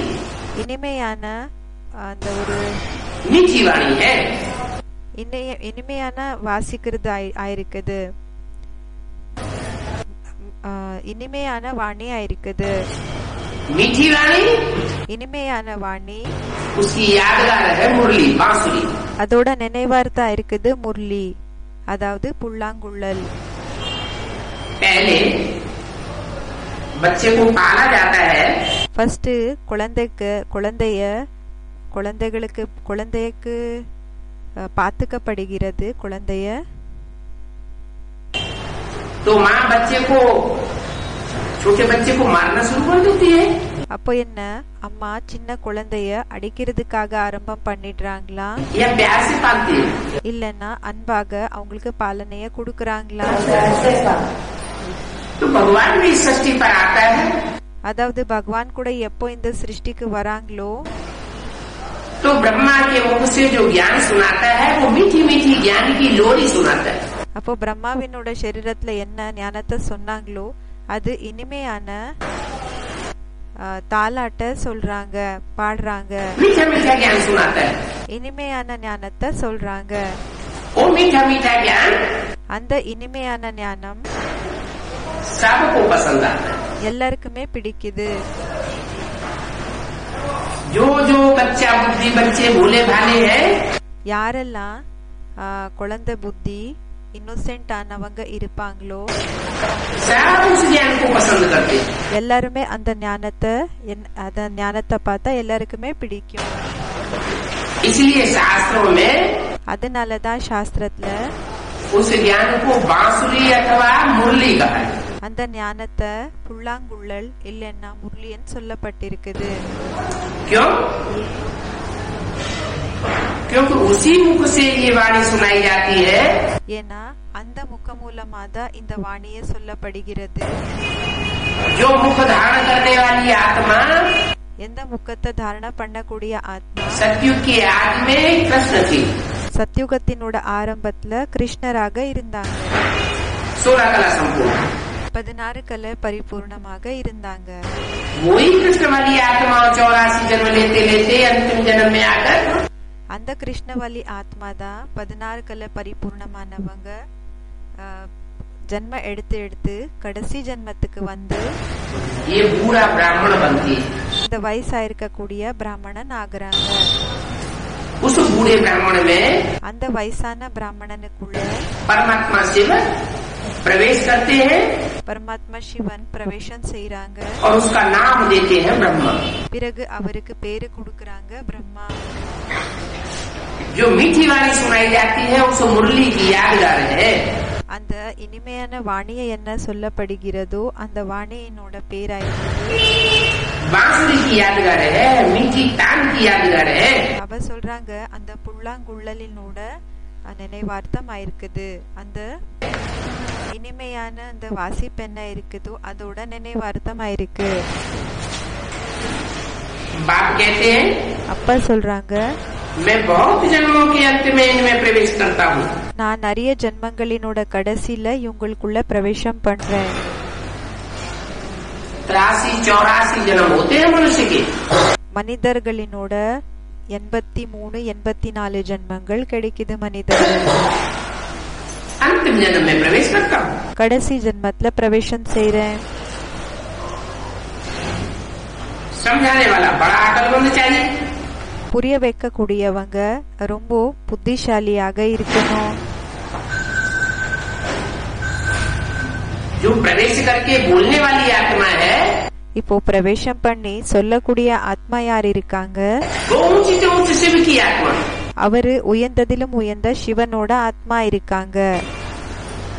जिसमें प्रवेश किया है उसको ऊंची से ऊंचे नहीं कहेंगे, யாருக்குள்ள பிரவேசம் பண்ணிருக்காங்களோ அவங்கள உயர்ந்ததிலும் உயர்ந்தவர்னு சொல்றதில்ல.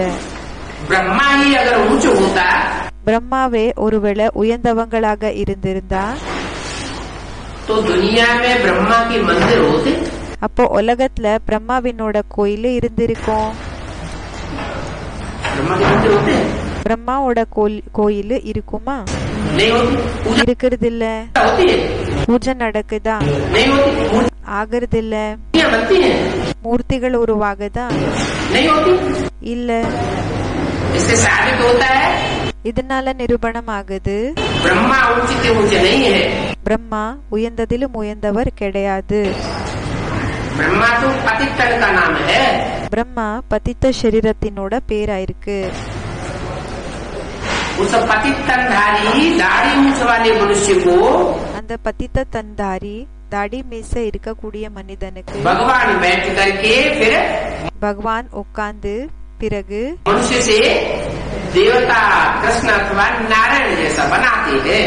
மனிதரிலிருந்து தேவதா கிருஷ்ண இல்லன்னா நாராயணனாக ஆக்குறாங்க.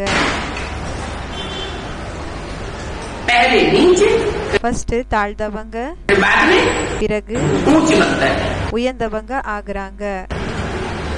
इसलिए शास्त्रों में गायन पड़ गया पहले श्याम माने அதனாலதான் சாஸ்திரத்துல மகிமை வந்துடுச்சு. ஃபர்ஸ்ட் ஷாம், काला ஷாமனா கருப்பு, और बाद में பிறகு सुंदर। பிறகு அழகானவர். श्याम सुंदर नाम पड़ा हुआ है। அழகானவர் ஷாம் சுந்தர் என்ற பேரு வந்துடுச்சு. माने कलयुग के अंत में அப்படின்னா கலியுகத்தினோட கடைசி நேரத்துல काले थे काला எல்லாத்தை விட கருப்பானவர். और सत्युग के आदि में गोरे थे गोरा। பிறகு சத்தியுகத்தினோட ஆரம்பத்துல எல்லாத்தை விட வெள்ளையானவர்.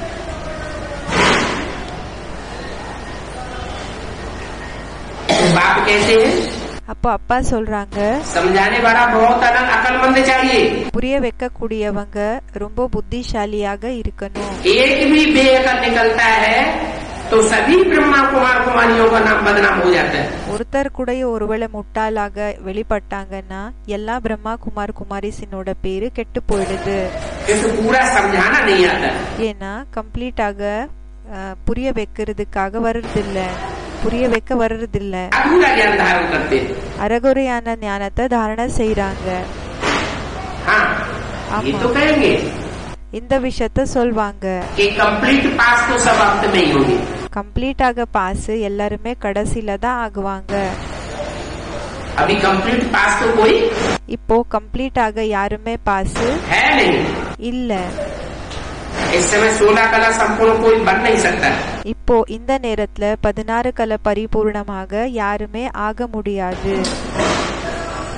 जब 100 साल का संगम पूरा होगा எப்போ 100 வருஷம் சங்கம் யுகம் கம்ப்ளீட் ஆகணும், तो जो भी सृष्टि पर होंगे सब அப்போ யாரெல்லாம் இந்த சிருஷ்டில இருப்பாங்களோ எல்லாருமே 16 कला 16 கலை संपूर्ण। பரிபூர்ணமாக இருப்பாங்க. नंबर बात तो जरूर होती है। நம்பர்வாராக கண்டிப்பாக இருப்பாங்க. बाबा के पास समाचार आया பாபா கிட்ட இந்த மெசேஜ் வந்தது. जयपुर में ஜெய்ப்பூர்ல एक यादव कुल का आया। ஒருத்தர் யாதவ் குலத்தினர் வந்திருந்தாங்க. बोला हमारे लिए क्यों लिखा है? சொன்னாங்க எனக்காக ஏன் இப்படி எழுதிருக்காங்க? यादव विनाश काले विपरीत बुद्धि। யாதவர்கள் வினாஷ்காலே விபரீத புத்தி, வினாசத்தினோட நேரத்துல விபரீதமான புத்தின்னு சொல்லி நமக்காக ஏன் எழுதிருக்கீங்க? हम तो यादव हैं, நாம யாதவா இருக்கோம், उन्होंने हमारे लिए ऐसे ऐसे लिख दिया நீங்க இப்படி எல்லாம் நமக்காக எழுதிட்டீங்களே. कि जो यादव होते हैं वो विनाश काले विपरीत बुद्धि होती है। இப்ப யாரு யாதவர்களோ அவங்க வினாசகாலே விபரீத புத்தியாக இருப்பாங்கன்னு சொல்லி अब उनको समझाने वाला तीखा कोई चाहिए ना। இப்போ அவங்களுக்கு புரிய வைக்க கூடியவங்க யாராவது புத்திசாலியான ஷார்ப்பானவங்க தேவை இருக்காங்க இல்லையா? उनको कहा गया அவங்களுக்கு சொல்லப்பட்டது यहाँ तो यूरोपवासी यादव लिखा है, இங்க யூரோப் வாசி யாதவர்கள்னு சொல்லி எழுதப்பட்டிருக்குது. भारतवासी यादव तो नहीं लिखा। பாரதவாசி யாதவன் சொல்லி ஒன்னும் எழுதல. चित्र में क्या लिखा है? சித்திரத்துல என்ன எழுதிருக்காங்க? यूरोपवासी यादव யூரோப் வாசி யாதவ் विनाश काले विपरीत बुद्धि। வினாசகாலே விபரீத புத்தி बोले சொன்னாங்க. ये यादव नाम तो लिखा है, इसको निकाल दो। இந்த யாதவ் என்ற பேரை எழுதிட்டாங்க, இதை எடுத்துடுங்க. अरे அரே ये तो हम सबके लिए लिखते हैं कि विनाश काले विपरीत बुद्धि विनश्यति। இந்த விஷயம் நம்ம எல்லாருக்குமே எழுதுறாங்க, வினாஷ் காலே விபரீத புத்தி வினஷந்தின்னு சொல்லி. तुम्हारी एक की बात हो रही है। உங்களோடது ஒருத்தரோட விஷயம் ஒன்னும் இல்ல. ये सारी दुनिया இந்த முழு உலகம் विनाश काले विपरीत बुद्धि बनी पड़ी है। விநாஷ் காலே விபரீத புத்தி ஆயிருக்குது. सब अधर्मी बन गए। எல்லாருமே அதர்மிகள் ஆயிட்டாங்க. कोई सत्य सनातन देवी देवता धर्म का पक्का देवता नहीं है। யாருமே சத்திய சனாதன் தேவி தேவதா தர்மத்தினோட பக்கா கிடையாது. इसलिए लिखा है அதனாலதான் எழுதப்பட்டிருக்குது. विनाश सबके सामने खड़ा है। விநாசம் எல்லாருக்கு முன்னாடி கூடயும் நின்னுட்டு இருக்குது. जिनको परमपिता परमात्मा से प्रीति नहीं है, யாருக்கு பரம்பிதா பரமாத்மா கூட அன்பு இல்லையோ वो विनाश काले विपरीत बुद्धि ठहरे ना। அவங்க விநாச காலே விபரீத புத்தி ஆனாங்க இல்லையா? अगर प्रीति बुद्धि है ஒருவேளை பிரீத்தி புத்தியாக இருக்காங்கன்னா तो परमात्मा बाप को पहचाने, அப்போ பரமாத்மா அப்பாவை தெரிஞ்சுக்கணும், पुरुषार्थ करे। புருஷார்த்தம் செய்யணும்.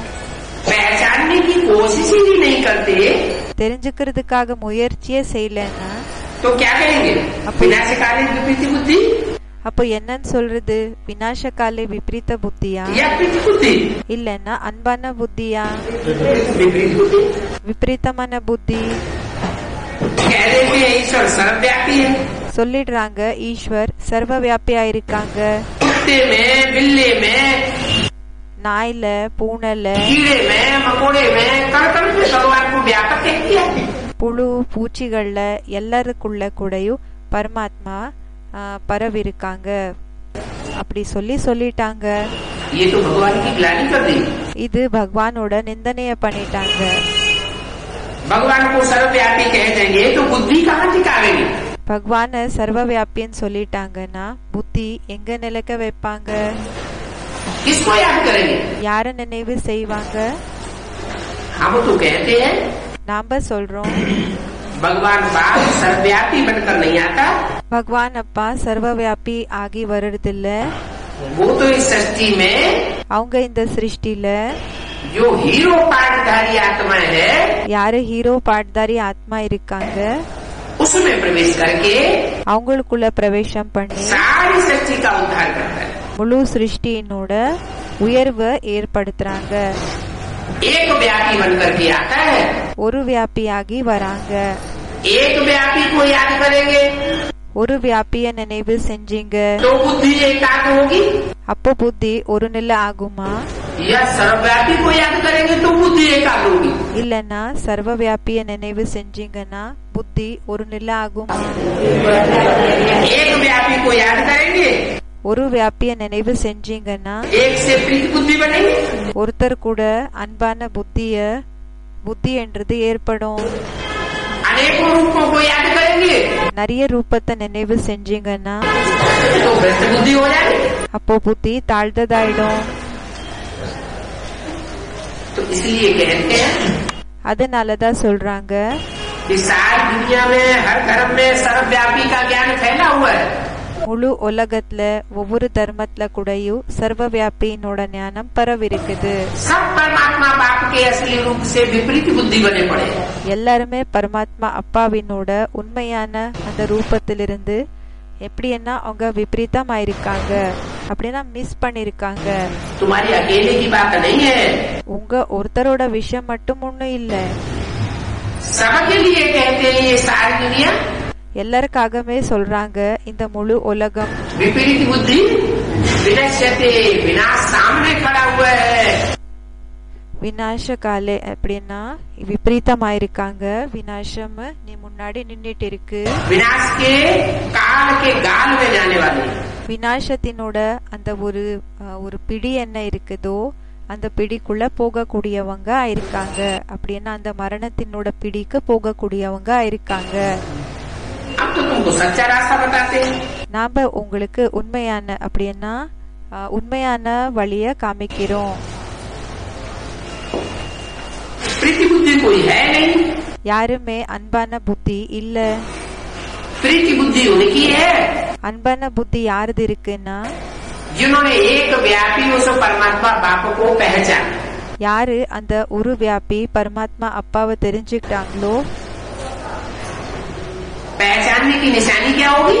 தெரிஞ்சுக்கிட்டாங்கன்னா அதுக்கு அடையாளம் என்ன இருக்குது? पहचाना होगा। தெரிஞ்சுக்கிட்டாங்கன்னா तो बाप जो कहेगा सो मानेगा। அப்போ அப்பா என்ன சொல்வாங்களோ அப்போ அதை ஏத்துக்குவாங்க. இப்போ தெரிஞ்சுக்கிட்டாங்கன்னா அப்பா என்ன சொல்றாங்களோ அதை ஏத்துக்குவாங்கன்னு சொல்லிட்டு இருக்காங்க.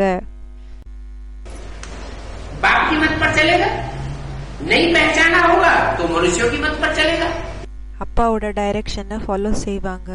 ஒருவேளை தெரிஞ்சுக்கலன்னா மனிதர்களோட டைரக்ஷனை ஃபாலோ செய்வாங்க. या मनमत पर चलेगा, இல்லன்னா மனதினோட வழிமுறைக்கு அனுசாரமாக நடப்பாங்கன்னு சொல்றாங்க. इस पर तुम समझा सकते हो। பாபா சொல்றாங்க இத பற்றி நீங்க புரிய வைக்கவும் செய்யலாம். कि जो प्रीति बुद्धि है परमात्मा बाप से, இப்போ யாரு பிரீத்தி புத்தி அப்படின்னா பரமாத்மா அப்பா கூட அன்பான புத்தி இருக்குதோ யாருக்கு वो ही विजय थे, அவங்களுக்கு தான் வெற்றி கிடைக்கும். वो इस संसार में विजय पावेंगे। அவங்க தான் இந்த உலகத்துல வெற்றியை அடைவாங்க. विश्व की बादशाही पावेंगे உலகத்தினோட ராஜாங்கத்தை அடைவாங்க. और बाकी सबका विनाश होगा। மற்றபடி எல்லாருக்குமே விநாசம். जो गाली देते हैं परमात्मा को, இப்ப யாரு திட்டுறாங்க பரமாத்மாவை उनको विपरीत बुद्धि विनश्यन्ति कहते हैं। அவங்களுக்கு விபரீத புத்தி வினசந்தின்னு சொல்லுவாங்க. அப்படின்னா விபரீதமான புத்தி இருந்தா அவங்களோட விநாசம் ஆகும். क्योंकि परमात्मा बाप को पहचानते नहीं, ஏன்னா பரமாத்மா அப்பாவை தெரிஞ்சுக்கிறது இல்ல, इसलिए गाली देते हैं। அதனாலதான் திட்டுறாங்க. इसलिए हम कहते हैं इन बातों में तुम बिगड़ते क्यों हो? அதனாலதான் நாங்க என்ன சொல்றோம்னா இந்த விஷயங்கள்ல நீங்க ஏன் கோவப்படுறீங்க? परंतु आजकल के मनुष्य गुंडे हैं। ஆனா இன்றைய மனிதர்கள் எப்படின்னா குண்டான்னு சொல்றாங்க, ரவுடி சொல்றாங்க, ரவுடிகளா இருக்காங்க. बड़े आदमी को जेल में डालने में देरी नहीं करते हैं। எந்த பெரிய மனிதனை கூடயும் ஜெயில போடுறதுக்காக ஒன்னும் லேட் பண்ண மாட்டாங்க.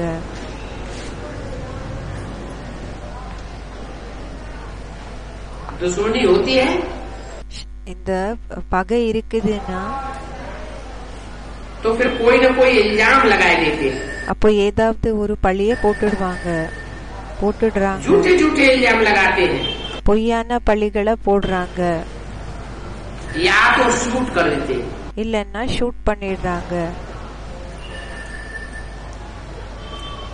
ऐसे ऐसे मनुष्य हो गए இப்படி எல்லாம் மனிதர்கள் ஆயிட்டாங்க. तो हंगामा तो मचेगा। அதனால பாபா சொல்றாங்க இப்போ கலாட்டம் என்றது ஆகிதான் தீரும். कोई कर ही क्या सकता है? இப்ப யாராவது இதுக்காக என்ன செய்ய முடியும்? पुलिस का पहरा है, मिलिट्री खड़ी है, இப்போ போலீஸ்காரங்க நின்னுட்டு இருக்காங்க, மிலிட்டரி நின்னுட்டு இருக்குது. फिर भी गोलियां गैस ஆனாலும் அந்த குண்டுகள் கேஸ் चला देते हैं। போட்டுடுறாங்க. पुलिस खड़ी रहती है, போலீஸ்காரன் நின்னுட்டு இருக்காங்க, போலீஸ்காரங்க, मिलिट्री खड़ी रहती है, மிலிட்டரி நின்னுட்டு இருக்குது. फिर भी गोलियां चला देती है। ஆனாலும் இந்த குண்டை போட்டுடுறாங்க. बाबा को लिखते हैं பாபாக்கு कि எழுதுறாங்க. गुंडे लोग कहते हैं हम आग लगाए देंगे, இந்த ரவுடிகள் என்ன சொல்றாங்கன்னா நாங்க தீ வச்சிடுவோம், हम यह कर देंगे। நாங்க இப்படி எல்லாம் செஞ்சிடுவோம். बाबा ने तुमको कहा था इंश्योर करा दो। பாபா சொல்லிட்டாங்க உங்களுக்கு இன்சூர் பண்ணிடுங்க. बाबा जानते हैं பாபாக்கு தெரியும் इंश्योर हो सकता है। இன்சூர் ஆகலாம். बाबा तो राय देते हैं, பாபா இந்த வழிமுறைய சொல்றாங்க. करने वाले करे भी ना, இப்ப செய்யக்கூடியவங்க செய்யணும் இல்லையா? सिर्फ कहना थोड़ी ही है। வெறும் சொல்லக்கூடாது இல்லையா? ये होना चाहिए, यह करना चाहिए, இதா இருக்கணும், இது செய்யணும். तुम करो या ना करो। நீங்க செய்றீங்களா இல்லன்னா செய்யாம போகிறீங்களா? बड़े से बड़ा इंश्योरेंस मैग्नेट अभी आया हुआ। இப்போ பெரியதிலும் பெரிய இன்சூரன்ஸ் மேக்னெட் வந்திருக்காங்க. कहते हैं तुम अपना तन मन धन धाम स्वर्ग परिवार सब சொல்றாங்க உங்களோட சரீரம் மனது செல்வம் இந்த इंश्योर करा दो எல்லாமே என்ன செய்யணும்னா இன்ஷூர் பண்ணிடணும் அர்ப்பணம் பண்ணிடணும் तो बाप गारंटी देते அப்போ அப்பா கேரண்டி கொடுக்கறாங்க क्या என்ன कि तुम और तुम्हारे जो भी सगी संबंधी हैं நீங்க பிறகு உங்களோட யாரெல்லாம் உறவினர்கள் எல்லாம் இருக்காங்க அப்படின்னா உங்களுக்கு க்ளோஸ் ஆனவங்க உறவினர்கள் सब ज्ञान में चलेंगे எல்லாருமே அப்படின்னா உங்களோட உறவினர்கள் எல்லாருமே ஞானத்துக்கு வந்துருவாங்க सब नई दुनिया में जाते எல்லாருமே புது உலகத்துக்கு போவாங்க परंतु बुद्धि में बैठता नहीं है बाबा फिर भी राय देते हैं ஆனா புத்தியில உட்கார்றது இல்ல பாபா ஆனாலும் வழிமுறைய சொல்றாங்க यहाँ किसी को मना नहीं किया जाता है இங்க யாருக்குமே வேண்டாம்னு बुद्धि भी சொல்லுங்க कहती है जहाँ अपनी प्रॉपर्टी के लिए डर है புத்தி கூடயும் இந்த விஷயத்த சொல்லுது எங்க தன்னோட ப்ராப்பர்ட்டிக்காக பயம் இருக்குது अपने बाल बच्चों के लिए डर है தன்னோட குழந்தை குட்டிகளுக்காக பயம் எங்க இருக்குதோ तो इंश्योर करना चाहिए ना அப்போ அங்க இன்ஷூர் பண்ணிடணும் இல்லையா पूछते हैं कितने का इंश्योर करें சொல்றாங்க எவ்வளவு இன்ஷூர் பண்ணணும் अच्छा तुम जितने का चाहो उतने का इंश्योरेंस कर दो நீங்க எவ்வளவு வேணுமோ அவ்வளவு இன்ஷூர் பண்ணிடுங்க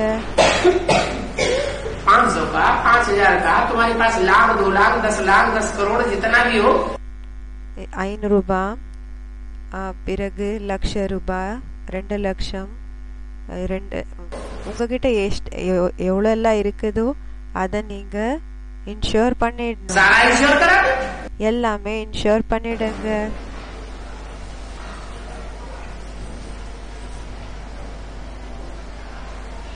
कहते हैं ये तो एक एक पिक्चर भगवान के हैं சொல்றாங்க இங்க ஒவ்வொரு பிக்சர் பகவான் தான் இருக்குது ये तो बहुत कीमती चीज है இது ரொம்ப வேல்யூபிளான பொருளா இருக்குது इनका तो बहुत इंश्योर होना चाहिए இதோட இன்ஷூர் ரொம்ப ஆகணும்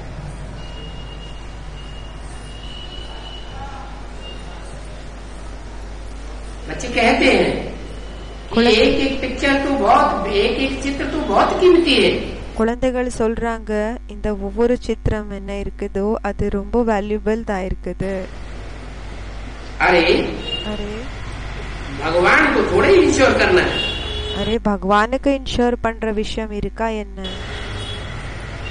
तुम इंश्योर करते हो पिक्चर्स को कभी पिक्चर्स जल जाएंगे நீங்க இன்ஷூர் பண்றீங்க பிக்சர்ஸ்க்கு இப்போ எப்பாவது என்னன்னா இந்த பிக்சர்ஸ் எல்லாம் எரிஞ்சு போயிடுச்சுன்னா तो सब भर करके देंगे அப்ப எல்லாமே கொடுப்பாங்க कम जलेगा तो इतना என்ன ஆகும்னா இப்போ எரிஞ்சு போயிடுச்சுன்னா எல்லாமே கொடுத்துடுவாங்கன்னு சொல்றாங்க இப்போ ஏதாவது கம்மி எரிஞ்சு போயிடுச்சு थोड़ा भर करके देंगे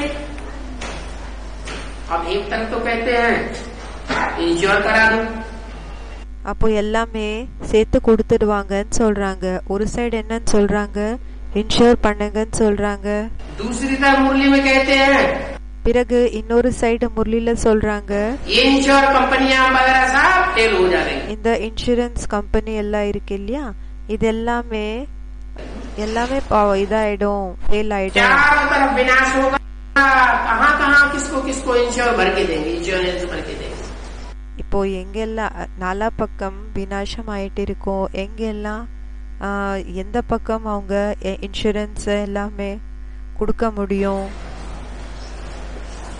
तो कौन सी इंश्योरेंस की बात है அப்போ பாபா கேட்டுட்டு இருக்காங்க இது எந்த இன்சூரன்ஸினோட விஷயமா இருக்குது ये बेहद की इंश्योरेंस की बात है இது எல்லோருக்கு அப்பாற்பட்ட இன்சூரன்ஸினோட விஷயமா இருக்குது. इस ईश्वरीय गवर्नमेंट में இந்த ஈஸ்வரிய கவர்மெண்ட்ல जितना इंश्योर करते जाएंगे எவ்வளவு இன்சூர் பண்ணிட்டே போகுவீங்களோ तो बच्चे निर्भय बनते जाएंगे. குழந்தைகளான நீங்க பயம் இல்லாதவங்க ஆயிடுவீங்க.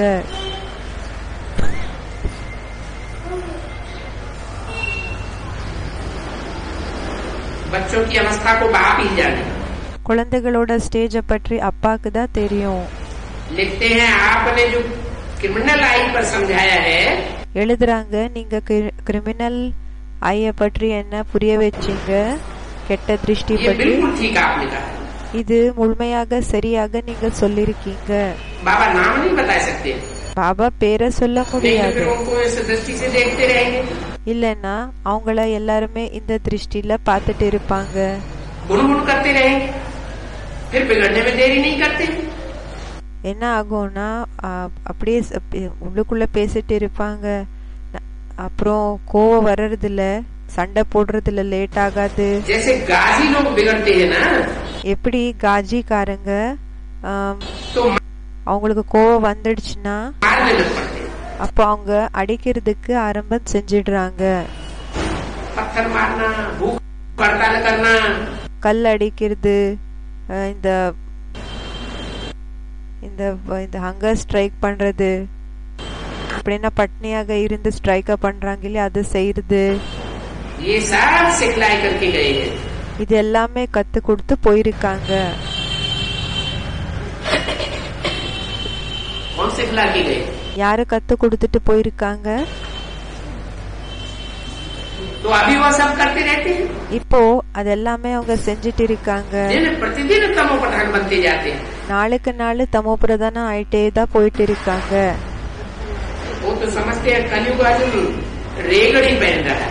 அவங்க என்ன நினைச்சுக்கிறாங்கன்னா கலியுகம் இப்பதான் சின்ன குழந்தை இருக்குது, இப்பதான் ஒரு வளரல ஸ்டேஜ் வந்துட்டு இருக்கு. अज्ञान नींद में बिल्कुल सोए हैं. அஞ்ஞானத்தினோட தூக்கத்துல முழுமையாக தூங்கிட்டு இருக்காங்க. कभी कभी कहते भी हैं लड़ाई है, சில நேரத்துல இப்படி கூடயும் சொல்றாங்க யுத்தம் இருக்குது. तो जरूर भगवान कोई रूप में होगा. அப்போ கண்டிப்பாக பகவான் ஏதோ ஒரு ரூபத்துல இருப்பாங்க. रूप नहीं बताते, ரூபத்தை பற்றி சொல்லுறது இல்ல, सिर्फ कहते हैं. வெறும் சொல்றாங்க. बड़े बड़े ज्योतिषी भी कहते हैं भगवान कोई रूप में आया हुआ है. பெரிய பெரிய இந்த ஒரு ஜாதகம் பார்க்கக்கூடியவங்க, இந்த ஜோதிஷிகள் இருக்காங்க இல்லையா, அஸ்ட்ராலஜர்ஸ், அவங்க கூடயும் சொல்றாங்க பகவான் परंतु बताते नहीं है किस रूप में आया हुआ है. பகவான் வந்திருக்காங்கன்னு சொல்றாங்க, ஆனா சொல்லுறது இல்ல எந்த ரூபத்துல வந்திருக்காங்கன்னு சொல்லி சொல்லுறது இல்ல. रूप तो बताते ही नहीं. ரூபத்தை பற்றி சொல்லுறதே கிடையாது. उनको जरूर कोई रूप में प्रवेश होना है. அவங்களுக்கு கண்டிப்பாக ஏதோ ஒரு ரூபத்துல பிரவேசம் ஆகணும் தான். भाग्यशाली रथ गाया जाता है, பாக்யசாலி ரத்தம் என்ற மகிமை இருக்குது. तो रथ तो आत्मा का अपना होगा ना. அப்போ ரத்தம் ஆத்மாது தன்னோடதுன்றது இருக்கோ இல்லையா? कोई भी रथ माना शरीर. எந்த ரத்தம் வேணும்னாலும் இருக்கலாம். ரத்தம்னா शरीரம். वो समझते हैं अर्जुन के रथ में आया. அவங்க என்ன நினைச்சுக்கிறாங்கன்னா அர்ஜுனனோட ரத்தத்துல வந்தாங்க. तो स्थूल रथ समझ लिया है. அப்போ ஸ்தூலமான ரத்தமா நினைச்சுக்கிட்டாங்க. स्थूल रथ की बात नहीं है. இப்போ ஸ்தூலமான ரத்தத்தினோட விஷயம் இல்ல.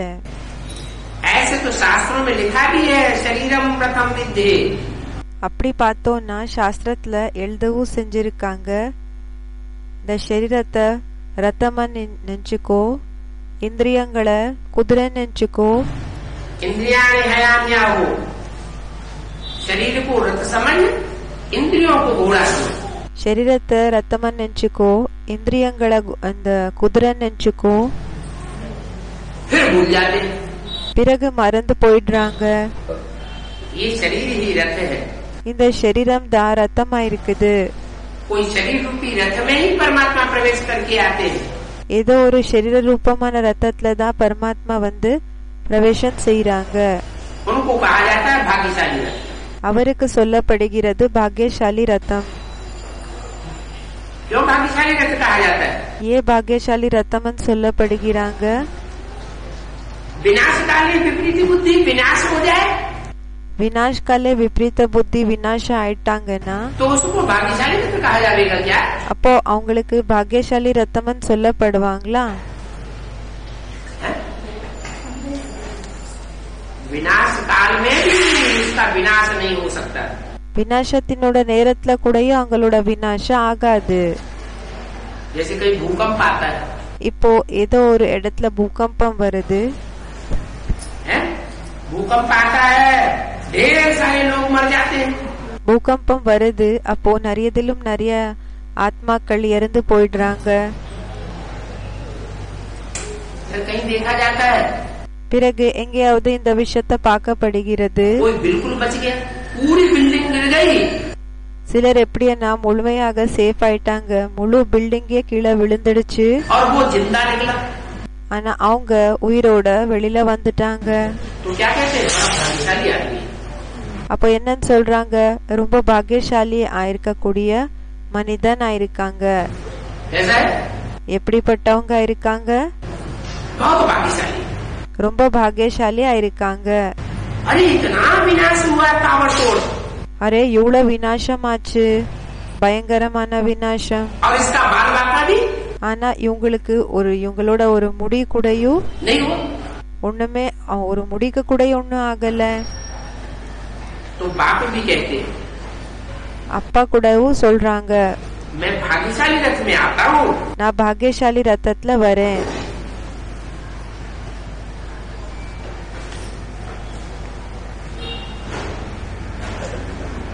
बाकी जो प्रवेश करने वाली आत्मा है वो जन्म नहीं लेती. மற்றபடி யாரு பிரவேசம் பண்ணக்கூடிய ஆத்மா இருக்காங்களோ அவங்க ஜென்மத்தை எடுத்துக்கிறது இல்ல. वो है सुप्रीम सोल. அவங்க இருக்காங்க சுப்ரீம் சோல். वो सुप्रीम सोल அந்த சுப்ரீம் சோலு इन रामकृष्ण के ही बाजू में बैठ करके ज्ञान देते. இந்த ராமகிருஷ்ணரோட பக்கத்துல தான் உட்கார்ந்து நாலேஜ கொடுக்கறாங்க.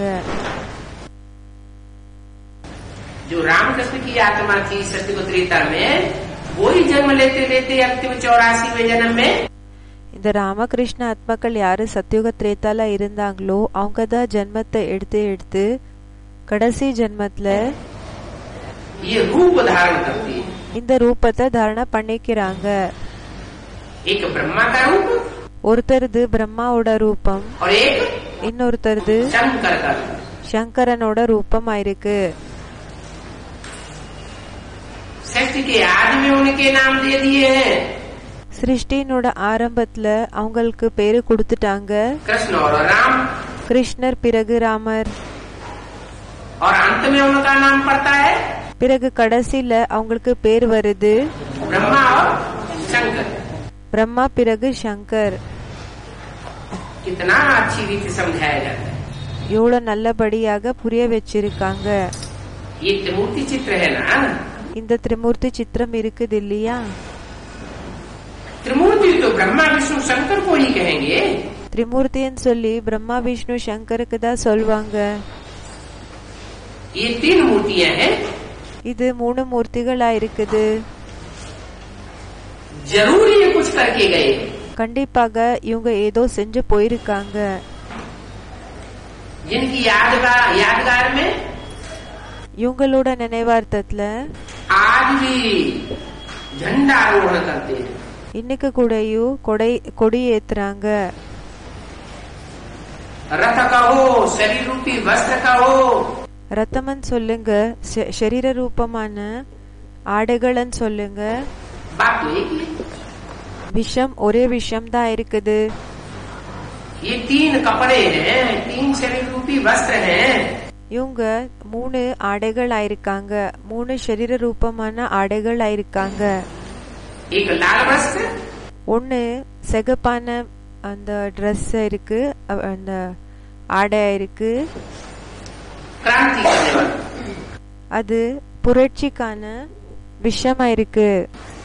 सारी दुनिया में ज्ञान की क्रांति कर देता है. முழு உலகத்துல ஞானத்தினோட புரட்சிய பண்ணிடுறாங்க. इसलिए लाल वस्त्र दिखाया गया. அதனாலதான் சிகப்பான ஆடைய காமிச்சிருக்காங்க. संकल्पों की क्रांति होती है.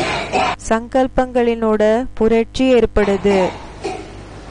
और संकल्पों की क्रांति से बढ़कर के सारी दुनिया में खूनी क्रांति भी हो जाती है. பிறகு சங்கல்பங்களினோட புரட்சியை விட இன்னும் உலகத்துல இந்த ரத்தத்தினோட புரட்சி என்றது ஆயிடுது. बड़ा भारी रिवोल्यूशन हो जाता है. மிக பெரிய புரட்சி என்றது ஆயிடுதுன்னு சொல்றாங்க. तो उसकी यादगार लाल वस्त्र दिखाया है झंडा. அப்போ பாபா சொல்றாங்க அதோட நினைவார்த்தம் சிகப்பான ஆடைய காமிச்சிருக்காங்க இந்த பிளாக்ல. அப்படின்னா இந்த सात्विक दुनिया की स्थापना हो जाती है. பிறகு சாத்விகமான உலகத்தினோட ஸ்தாபனை ஆயிடுது.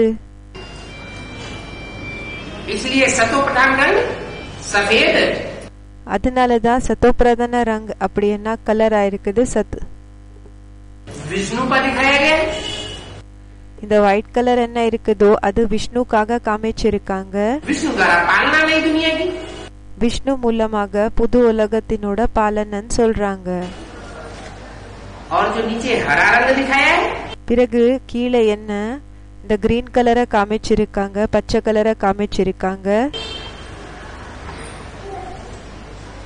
वो हरित क्रांति का सूचक. அது எப்படி என்ன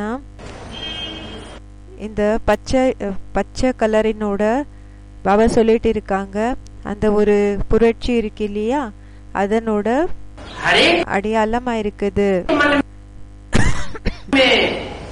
ஒவ்வொருத்தரோட மனசுல கூடயும் परमात्मा बाप की ब्रह्मा द्वारा वाणी सुनता है. யாரெல்லாம் பரமாத்மாவினோட வாணி பிரம்மா மூலமாக கேக்குறாங்க उसका मन हरा हो जाता है. அவங்களோட மனசு என்ன ஆயிடுதுன்னா கிரீன் கலர் ஆக ஆயிடுது. ஹரான்னா அந்த பச்சை பசையாக ஆயிடுது. दुखों की दुनिया भूल जाती है. துக்கத்தினோட உலகத்தை மறந்துடுறாங்க. इसलिए वो हरा वस्त्र भी दिखाया हुआ. அதனாலதான் அந்த ஒரு கிரீன் கலர் ட்ரெஸ் கூடயும் காமிச்சிருக்காங்க. तो जरूर ये ब्रह्मा विष्णु शंकर के जो प्रतीक. கண்டிப்பாக இந்த பிரம்மா விஷ்ணு சங்கரினோட அடையாளம் என்ன இருக்குது वस्त्र दिखाए गए हैं. அந்த ட்ரெஸ் என்ன காமிச்சிருக்காங்க. जिनके यादगार में गाते हैं. அவங்களோட நினைவார்த்தத்துக்காக பாடுறாங்க. विश्व विजय करके दिखलावे तब ओरे पूर्ण हमारा. இப்போ உலகத்தினோட வெற்றி எப்போ நாம பண்ணி காமிப்போமோ அப்போதான் நம்மளோட ப்ராமிஸ் என்றது அது தீரும், கம்ப்ளீட் ஆகும். झंडा ऊंचा रहे हमारा. ஜெண்டா உஞ்சா ரஹே ஹமாரா அப்படின்னா நம்மளோட கொடி என்றது மேல பறக்கணும். कपड़े का झंडा क्या विश्व विजय करेगा.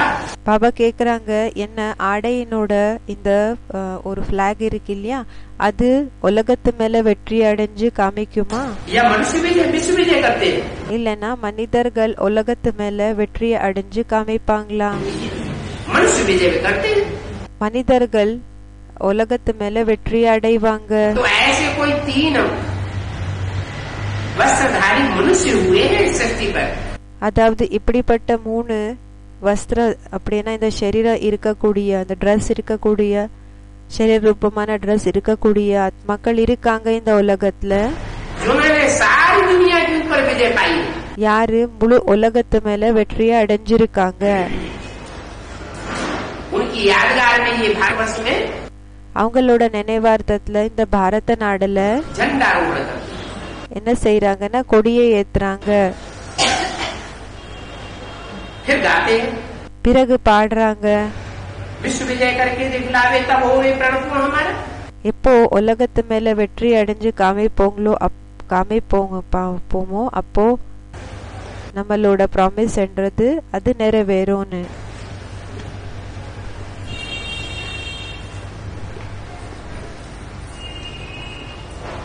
तो देखो आज भी इन त्रिमूर्ति की याद में रास्तों पर टिवाटों पर அதனால இன்னைக்கு கூடயும் இந்த 3 மூர்த்திகளினோட நினைவார்த்தத்துக்காக இந்த ஒரு ரோடு மேல இல்லைன்னா டிவாட்டானா அந்த 3 ரோடுகள் வந்து எந்த ஒரு பாயிண்ட்ல சேருதோ அதுக்கு சொல்லுவாங்க. அதுல मकानों पर வீடு மேல नाम रखे हुए हैं त्रिमूर्ति, பேரை வச்சிருக்காங்க திரிமூர்த்தி. त्रिमूर्ति भवन, திரிமூர்த்தி பவன், त्रिमूर्ति रास्ता, திரிமூர்த்தி வழி, त्रिमूर्ति रोड. திரிமூர்த்தி ரோடு. क्या என்ன रोड का मतलब क्या है? ரோடுன்னா என்ன இருக்குது? इन्हें 3 के बताए हुए रास्ते पर चलो. இந்த 3 பேர் என்ன சொல்லிருக்காங்களோ இந்த வழி அனுசாரமாக நடங்க, அப்படின்னா ஃபாலோ செய்யுங்க. उसकी यादगार में रोड का नाम रख दिया அவங்களோட நினைவார்த்தத்துல ரோடினோட பேரை வச்சுட்டாங்க திரிமூர்த்தி ரோடு. जैसे इस रोड का सुभाष मार्ग नाम रखा है, எப்படி இந்த ரோடுக்கு சுபாஷ் மார்க் என்ற பேரை வச்சிருக்காங்க? सुभाष की हिस्ट्री तो सब जानते हैं. சுபாஷினோட ஹிஸ்டரி எல்லாருக்குமே தெரிஞ்சிருக்குது. उनके बच्चे बैठे हिस्ट्री आदि लिखते हैं. அவங்களோட குழந்தைகள் உட்கார்ந்து ஹிஸ்டரி எல்லாம் எழுதுறாங்க. फिर उनको बनाए कर बड़ा कर देते हैं. பிறகு அதை தயார் பண்ணி அத பெருசாக ஆக்கிடுறாங்க. कितनी भी बड़ाई बैठ लिखे, எவ்வளவு வேணும்னாலும் மகிமை எழுதலாம். जैसे गुरु नानक का पुस्तक कितना बड़ा बनाया है. எப்படி குரு நானக்கினோட சித்திரத்தை எவ்வளவு பெருசாக ரெடி பண்ணிருக்காங்க. இந்த குரு கிரந்த சாஹிப் इतना बड़ा पुस्तक, இவ்வளவு பெரிய புத்தகம் गुरु नानक ने तो बैठ लिखा नहीं. குரு நானக் ஒண்ணு உட்கார்ந்து எழுதல. ज्ञान के बदली भक्ति की बातें लिखते गए. ஞானத்துக்கு பதிலாகி பக்தியினோட விஷயங்களை உட்கார்ந்து எழுதிருக்காங்க. ज्ञान बिल्कुल है, ஞானம் கொஞ்சமும் இல்ல. ज्ञान को लिखने की दरकार नहीं. ஞானத்தை பற்றி எழுதுற அவசியம் இல்ல. क्या என்ன? ज्ञान तो रूबरू मुख से सुनाया जाता है. ஞானம் ஆஸ் இட் இஸ் எப்படி இருக்குதோ அப்படி வாயால சொல்லப்படுகிறது. ज्ञान माना ஞானம்னா जानकारी, இன்ஃபர்மேஷன் இருக்குது. सच्चाई की जानकारी, உண்மையான விஷயத்துக்கான தகவல் सिवाय सत्य परमात्मा के कोई सुना ही नहीं सकता. இப்போ உண்மையான பரமாத்மா தவிர வேற யாரால கூடயும் சொல்ல முடியாது. तो पुस्तकें पढ़ाने की कोई बात नहीं है, दरकार नहीं है. இப்போ புத்தகம் எல்லாம் படிக்கிற அவசியம் இல்ல, அந்த விஷயம் இல்ல. ये ईश्वरीय ज्ञान तो இந்த ஈஸ்வரிய ஞானம் रूबरू सुनाने की चीज है.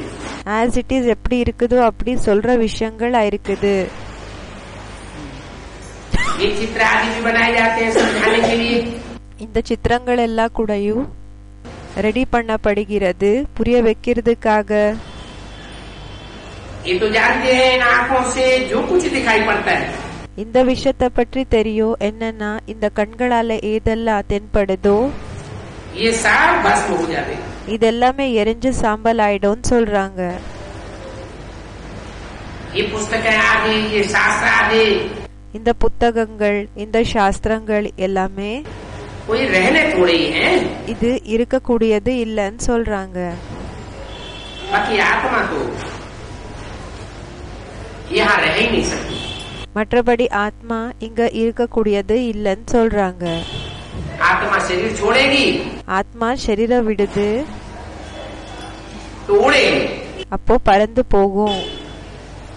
या तो देहभान छोड़ेगी ஒண்ணு தேகாபிமானம் விடும், तो उड़ेगी. அப்போ பறந்து போகும். दो तरीके से आत्मा उड़ती है. ரெண்டு ரூபத்துல ரெண்டு விதமான ரூபத்துல ஆத்மா பறந்து போகுது. या तो ஒண்ணு आत्मा बन जाए, देह का ममत्व छूट जाए. ஒண்ணு ஆத்மா ஆயிடணும், தேகத்தினோட பற்று என்றது போயிடணும். तो आत्मा इस शरीर को छोड़ के ऊपर उड़ती रहेगी जैसे फरिश्ता. அப்ப ஆத்மா இந்த சரீரத்தை விட்டு மேல பறந்து போயிட்டு இருக்கும். எப்படின்னா ஃபரிஸ்தா. इस देह का आकर्षण खत्म हो जाएगा. இந்த தேகத்தினோட பற்று என்றது அட்ராக்ஷன் என்றது இருப்பு என்றது முடிஞ்சு போயிடும். और जो आत्मा नहीं बनेंगे, பிறகு யாரு ஆத்மா ஆகலையோ, देहभान में रहेंगे, தேகாபிமானத்துல இருப்பாங்களோ, परमात्मा बाप की पढ़ाई नहीं पढ़ाएंगे, பரமாத்மா அப்பாவினோட படிப்பை படிக்க மாட்டாங்களோ, स्वस्थिति में स्थित होने की प्रैक्टिस नहीं करेंगे, சுயத்தினோட ஸ்டேஜ்ல நிலைக்கிறதுக்கான பிராக்டிஸ் யாரு செய்ய மாட்டாங்களோ, उनको फिर जरा बढ़ियन विनाश में शरीर அவங்களுக்கு வலுக்கட்டாயமாக விநாசத்துல சரீரம் छोड़ना पड़े, விட வேண்டியதாக வரும். वो आत्मा भी ऊपर उड़ेगी, அந்த ஆத்மாக்கள் கூடயும் மேல பறந்து போகுவாங்க. तो शरीर के साथ कोई सृष्टि पर रह नहीं सकता. அப்ப பாபா சொல்றாங்க, சரீரத்துக்கு கூட யாருமே இந்த சிருஷ்டில இருக்க முடியாது. देहभान खत्म करना पड़े या तो देह खत्म करनी पड़े. தேகாபிமானத்தை முடிக்கணும், இல்லன்னா தேகத்தை முடிச்சுக்கணும். ओम ஓம் சாந்தி.